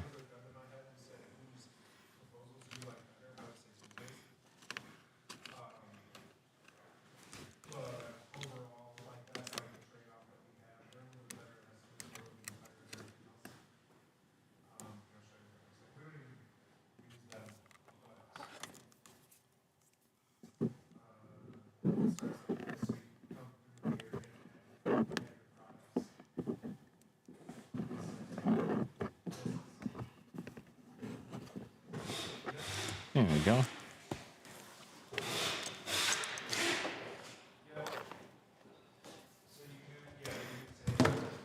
Okay, last thing is we're gonna do a windshield strip on this one.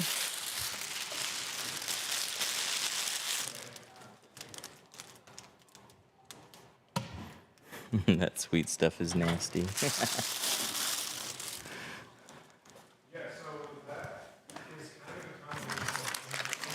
No fog. Ah, they're on. I have no excuses now. I got a remote. Hang on. Fog.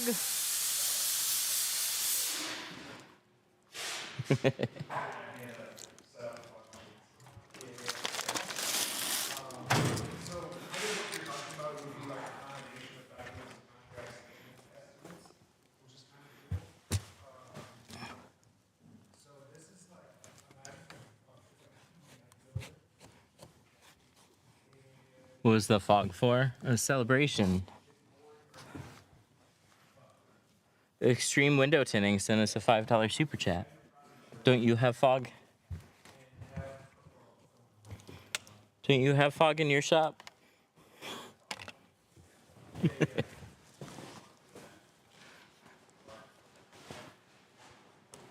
so this gives them something that they can actually accept and approve. Kind of similar to the proposals on Tinlist. So we can put in, I'm just building. I made myself sick on creamer and sugar at my dad's gas station when I was little. Oh man, the amount of... My parents never really let us have a lot of sugar. And so when we had access to sugar, we probably had way too much. You know, Halloween. Oh, dude. Try and finish like half your Halloween candy bag in like a night.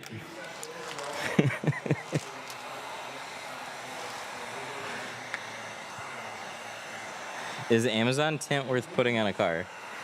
I mean, it's fine for just screwing around. And if you do well, it'll look fine. But there's so many cheap sellers on Amazon that don't expect to really get a very good product.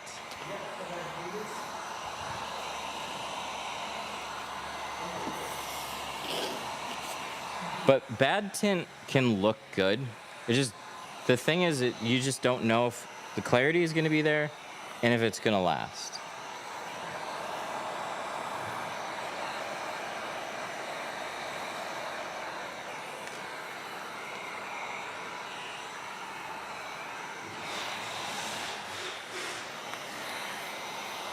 I enjoyed that one live stream where you're hustling, tinting 3 or 4 cars.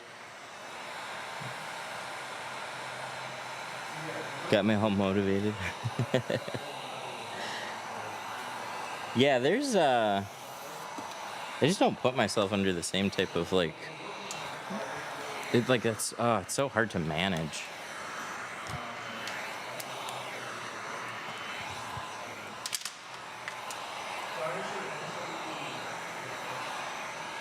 Definitely used to do that kind of work. Like I was mobile, I was running around from shop to shop.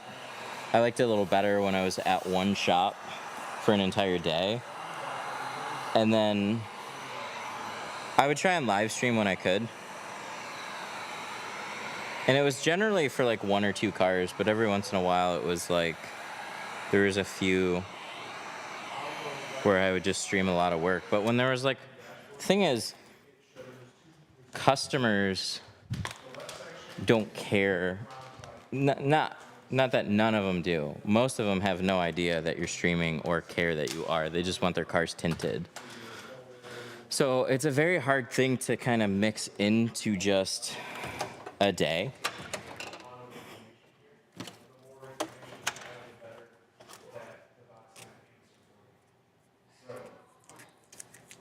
Is ProTech a good brand to start? I've never heard of them, so I don't know.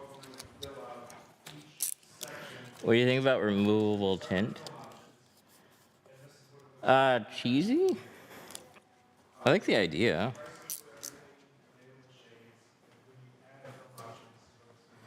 There was some misleading TikToks going around, that's for sure.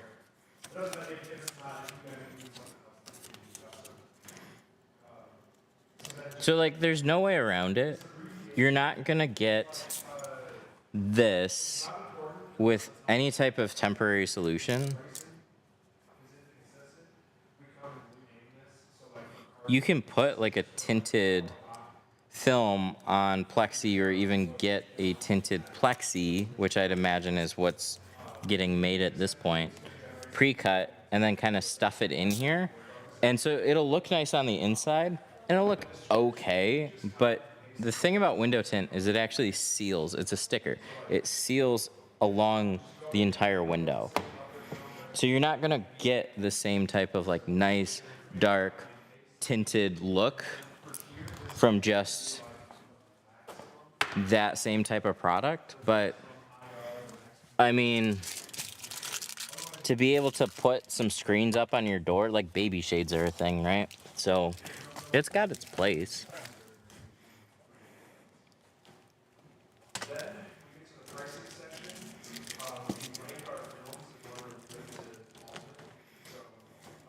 What's the best way for heated lines on the back of the windows when tinted? What's the best way for heated lines?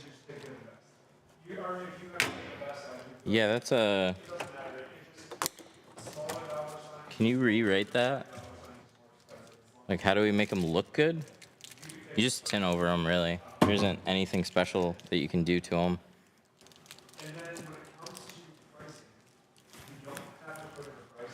What made it dope to watch was that it was a real life experience. What it would be made it relatable. Yeah, I appreciate that.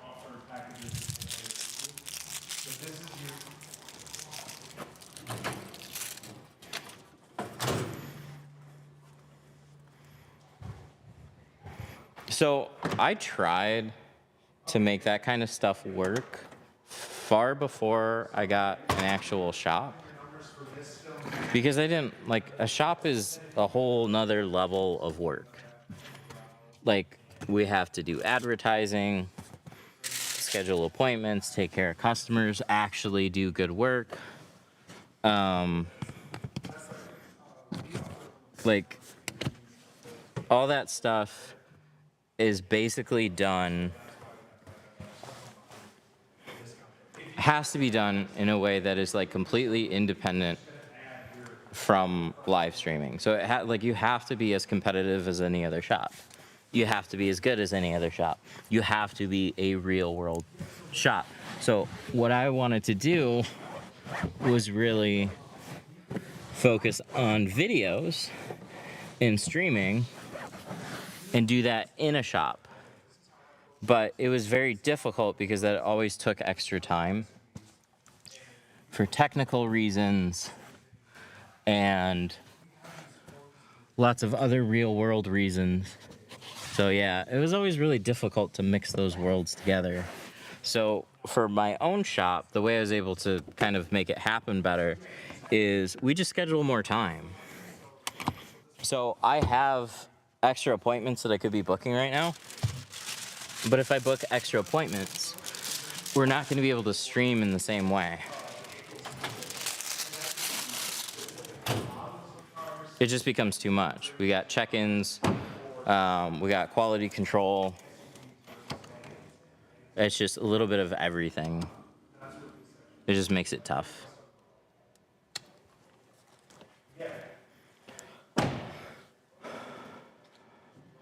What percent do you have on your car, and what's the lowest you would go before it's too dangerous? Everybody's a little different on that. I think just like coming from what you sound like you're asking for, something that's a little bit more realistic and practical that still looks dark but fairly safe to drive with is going to be either a 15 or a 20. 5 is nice, but more often than not, it's going to look a little bit too dark for some people. So personally, on like an SUV, 5 in the rear is totally fine. On like my Model 3, I do like a 20 or a 15 on the back, and then I would still do a 20 or 15 on the front. But since I use it as a demo vehicle, I show people a little bit later. Oh yeah, we're doing a windshield strip. Why am I putting this away? Just kidding. Let's take this back down. I accidentally shrank the top of the window instead of the bottom. Would it be okay to install? Yeah, if it looks fine. There's some tinters that I've seen actually do that. They would prefer to shrink the top. I don't like to shrink the top because it's curved. So as you get towards, like here, you keep your fingers straight. Then here, they start getting a little tilted, and then you're kind of shrinking out. Like, it's just, your bottom edge is typically flat, so you might as well just shrink out there.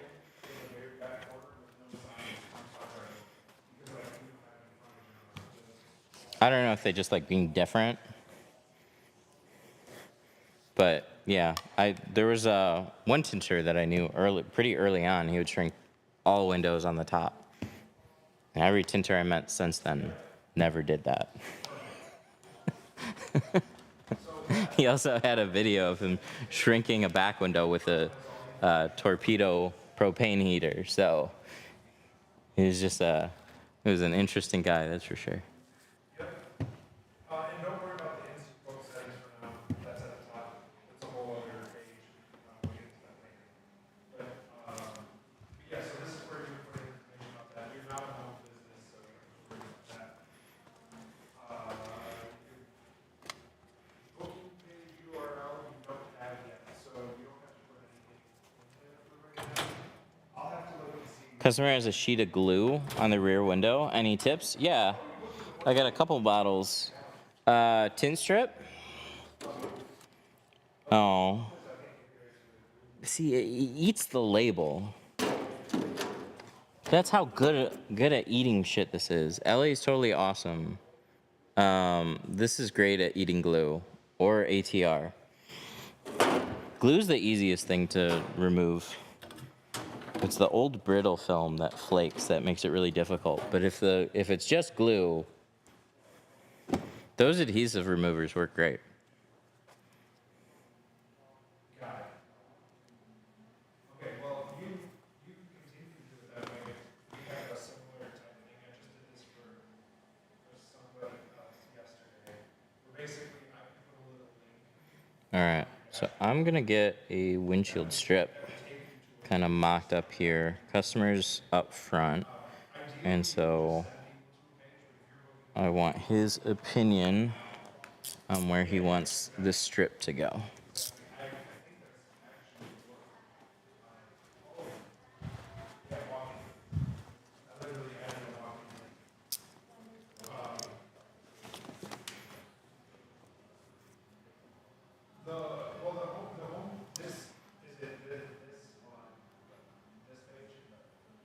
This is the homepage for the chat.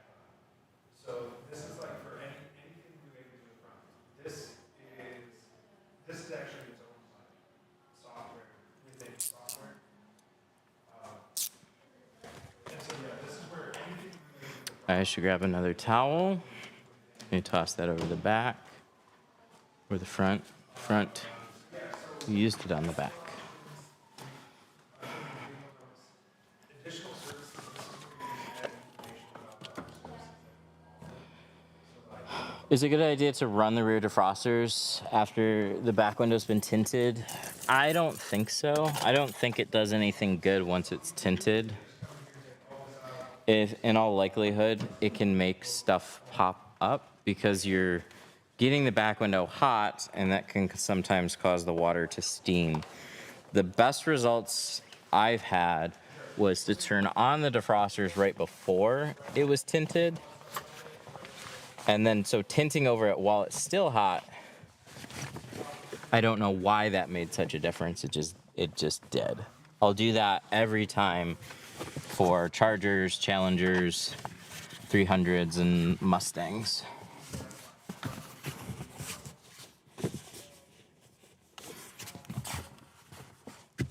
Okay. So we got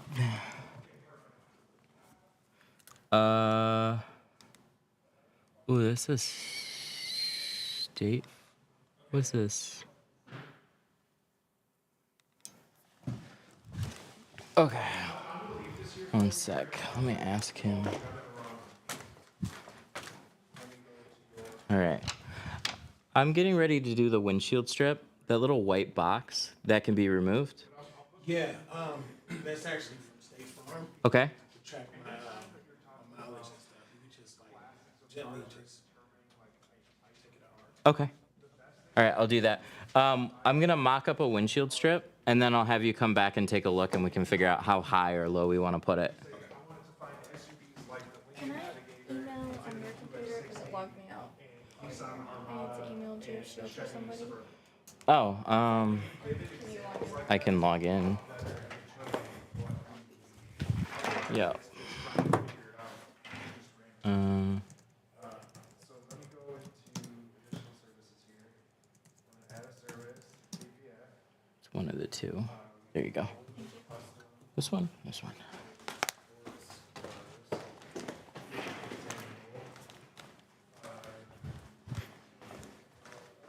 Any comments on the new Avery Dennison Encore Supreme? Is a film name?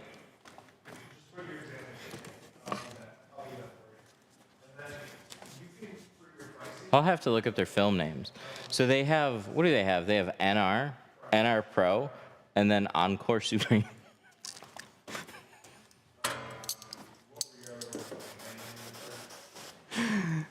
Did they hear me bitch about their film names? Because they had good ones. They had like Omega, Sigma Pro, and then they gave us brown boxes and got boring.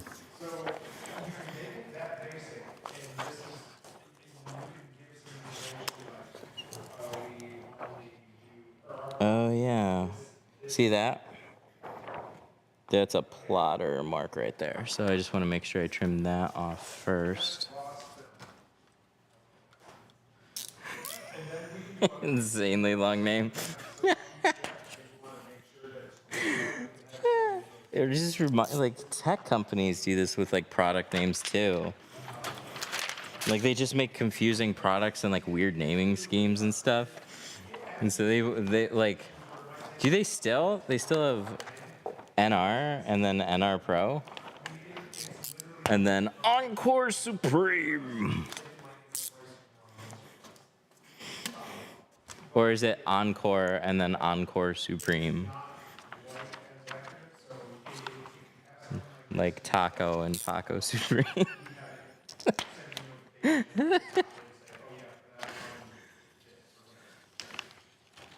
Sorry, like I'll make fun of other film names too. Like I never thought Pro Nano was a particularly great one, but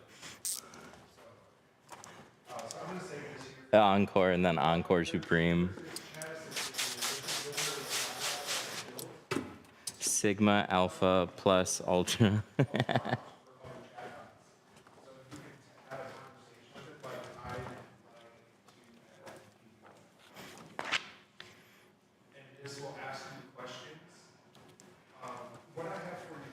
Okay, I got a special little Crunch Wrap and Crunch Wrap Supreme. Yes. 100%.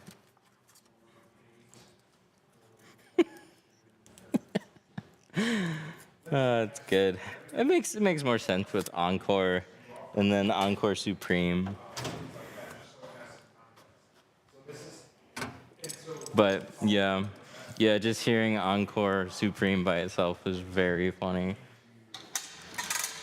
Do you do anything special for the dot matrix on a BMW side window? E92. I couldn't tell you what an E92 is.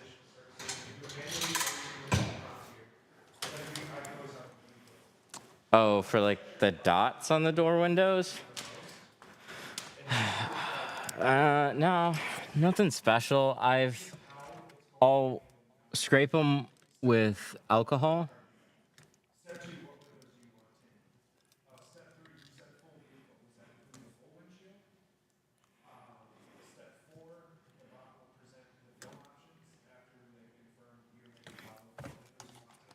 Hang on, I just saw it glow at me. I don't know if that was me or if it's a timer thing, but.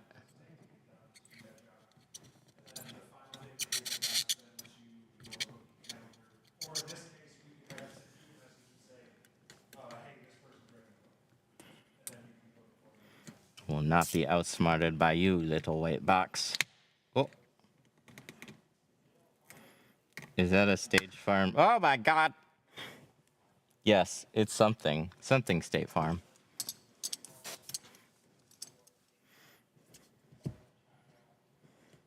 It detects movements in the car. Gah! I've never seen one before.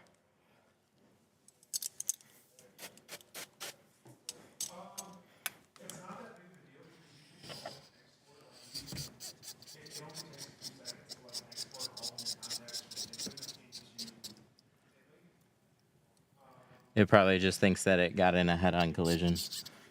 Or does it detect voice? And now it knows because I said head-on collision. What did we just do? It's like those breathalyzers.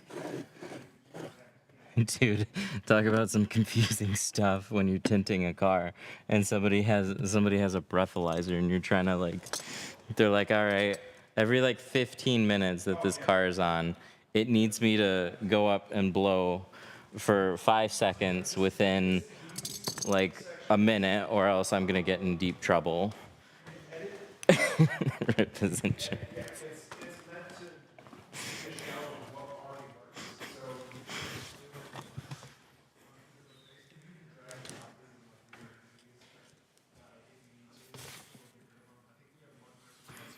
What do we do with the blade?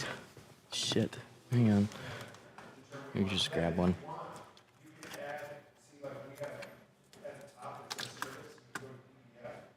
What time is it? 3? Damn it.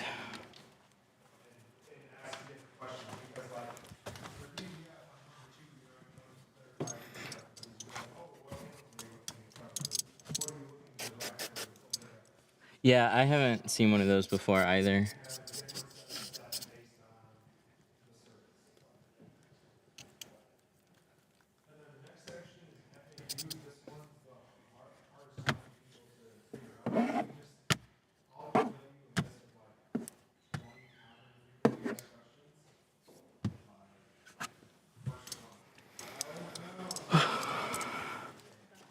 Okay.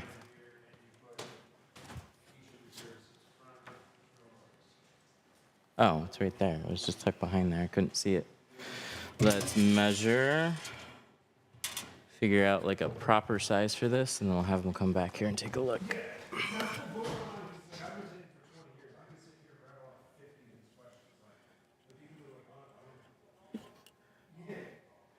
7? 7 looks good. Little notch there. That keeps it fairly straight. Maybe a little bit different. Have you tinted polycarbonate? Yeah, don't do it. Polycarbonate bubbles. You can't just put tint on it. That kind of material, like off gases. I was like, why not? And then I did it, and then it bubbled. And I was like, oh, just like somebody told me it would. Live and learn. Yeah, there's like it's like a smart car. It's nothing that you can do. There's even like bulletproof glass that I tried to throw some tint on, and it just didn't stick the same.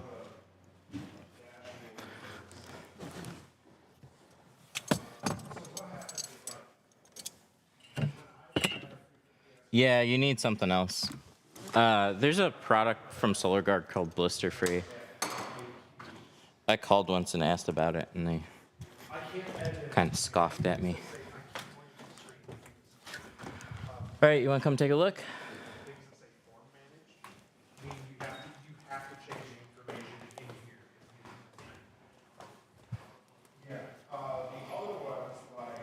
All right. So if you want to hop in there, I kind of lined it up fairly straight, and then I put it at a level that is kind of like a happy medium, but I can raise it or I can lower it. Or if you're happy with where it's at, I can put it right there.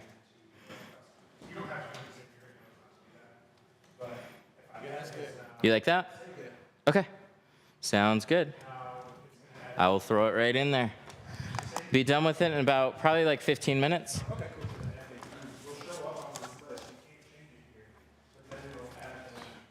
It's turned out really nice. You like it? Good.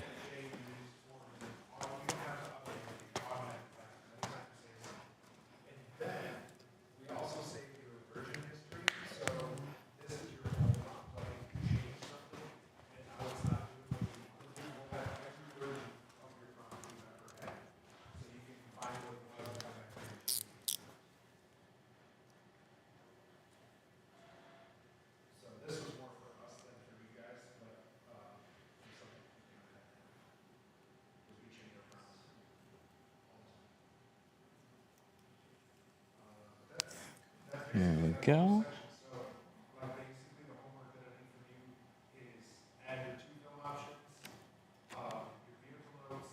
Trim, trim, trim. Around there.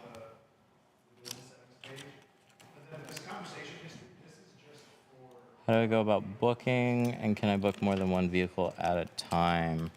All the booking spots that we have are for one vehicle at a time. But you can message us and get a quote very quickly, or call us and we can give you a quote over the phone. But just talking to us and letting us know what kind of vehicles you want to bring in, because we can accommodate more than one vehicle in a day. It's just good to know that they're coming from you, because that can actually make things go a little bit quicker. Right here, this is why the bot came up with that answer. So it explains itself. So this doesn't do anything for you during the conversation. But if you see a There we go. Got our strip cut out. So this is getting cut into a couple pieces.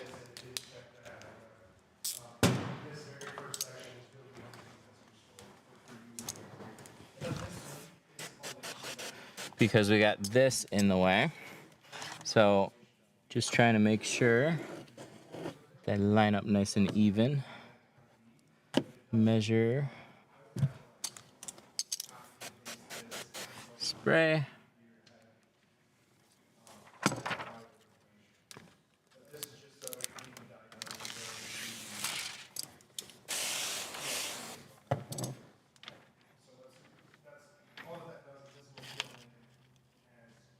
It does make the install convenient.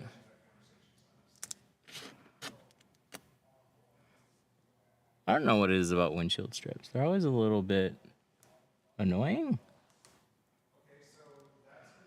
You don't shrink strips. Sometimes I do. If I'm putting a strip on here and I see some pretty obvious fingers going on, I will definitely shrink those before I tint it. I'll usually just shrink them right out the top though. And then I saw somebody ask for the quarter windows.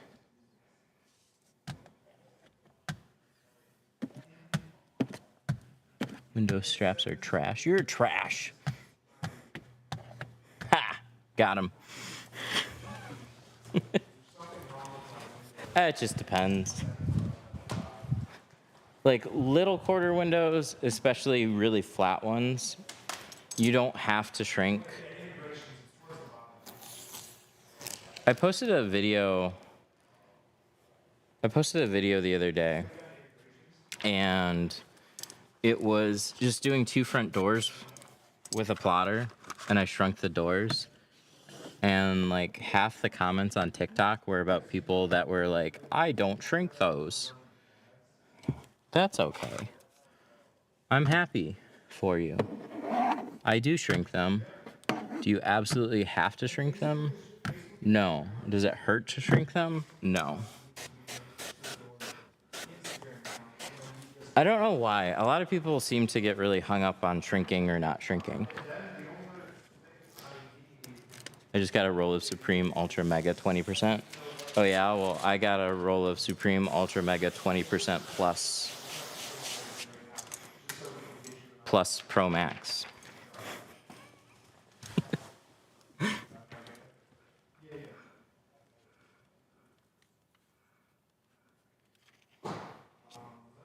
Window strip doesn't look right on a car. I mean, to me, it's very functional. Windshield strip is there to help with a certain type of sun. I don't really think they're so much for styling. So if you have that type of glare that cuts in, windshield strips are really helpful.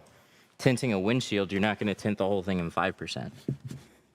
So a full windshield tint's not going to do the same thing that a windshield strip will.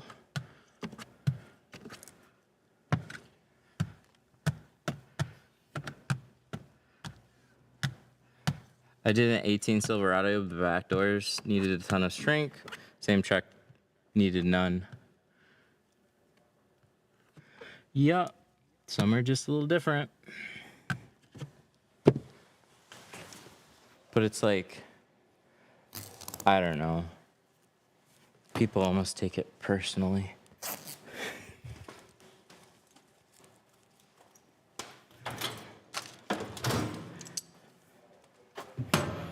It's just one of those things that I get asked a lot about when I'm tinting. Bro ignored my question intentionally. I singled you out and I was like, this person, I'm gonna answer everybody else, but I'm gonna ignore their question.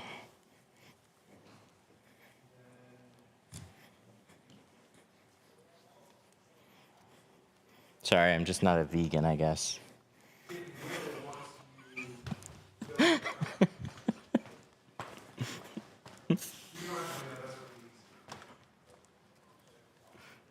Do you like your job?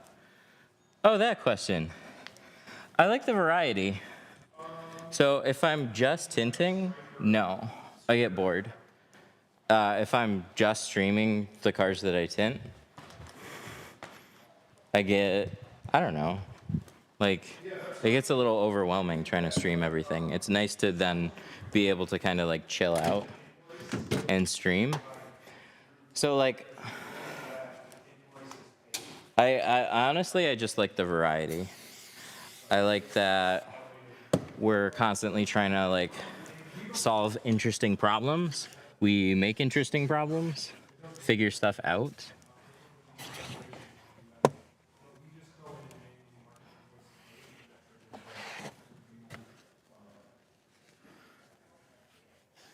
Your website automatically, no, that's just a basic pricing estimate. And so like we have it set up in a very simplistic way. And honestly, our pricing is like that because most vehicles will take us X amount of time.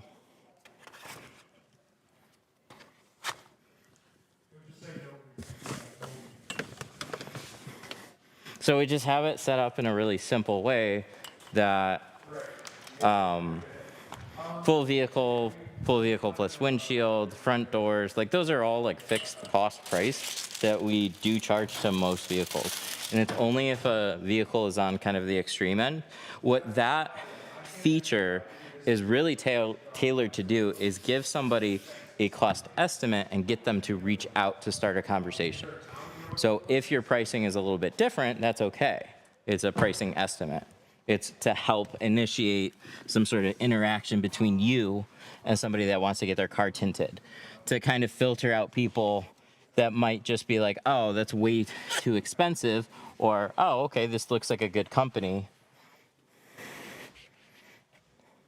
I'd like to learn a little bit more about it, but it's nice to know that I'm not just like out of the ballpark. Yeah, I wouldn't even look anything up and tell you. That happens because I don't want your stuff to But we have a dynamic pricing system. So when people fill out a quote form,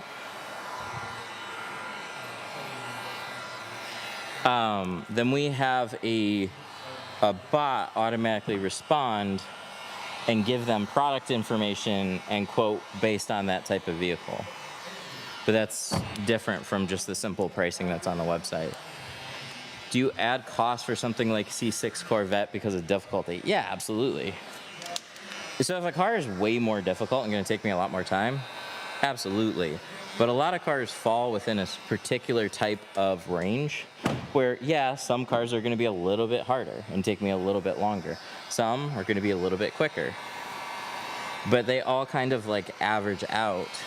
So I don't really see trying to overcomplicate things and change the price based on like $20, $30, $40 to have like every little amount of square footage of film and every little second of time try to be accounted for, because ultimately you'll mess up a window on something, some things will just take you longer, and it's totally fine if you want to. Everybody is asking what is your price on this particular vehicle. So you can be as flexible on your pricing as whatever you want to make it. There is no right or wrong answer. I just went for simplicity. A 99 Buick? A 99 Buick what? Buick made more than one car in 99. See how these are both red? Leave them off and then nothing will run. Unless they only made one car in 99. Orange is all built. This isn't live. That's exactly right. We aren't live.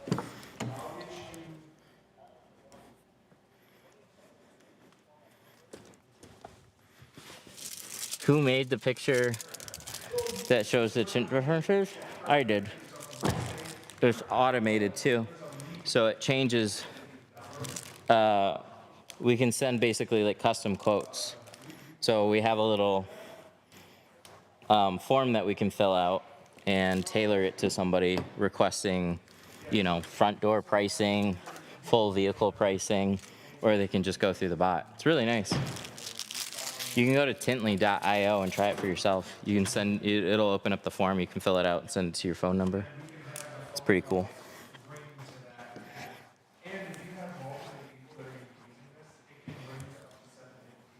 Very nice.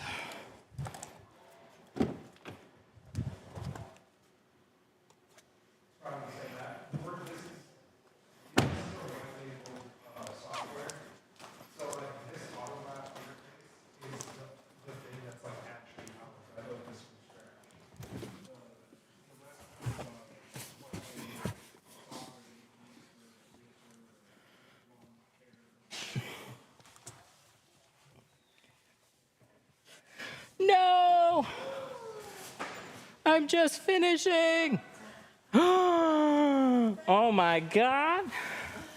Do I have to stay here and finish? It's actually done. He just hasn't been cashed out yet.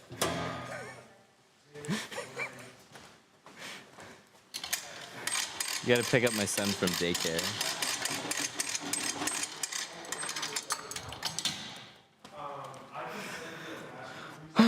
Alrighty. Well, this one's actually all set. trying to keep up with everything. This one is all done. It looks good. 35 in the front, 5 in the rear, 5% strip. Diggity dang. All right, guys. Thanks you for watching. I will be back soon. Sorry for the abrupt ending, but hey, here we are. Bye.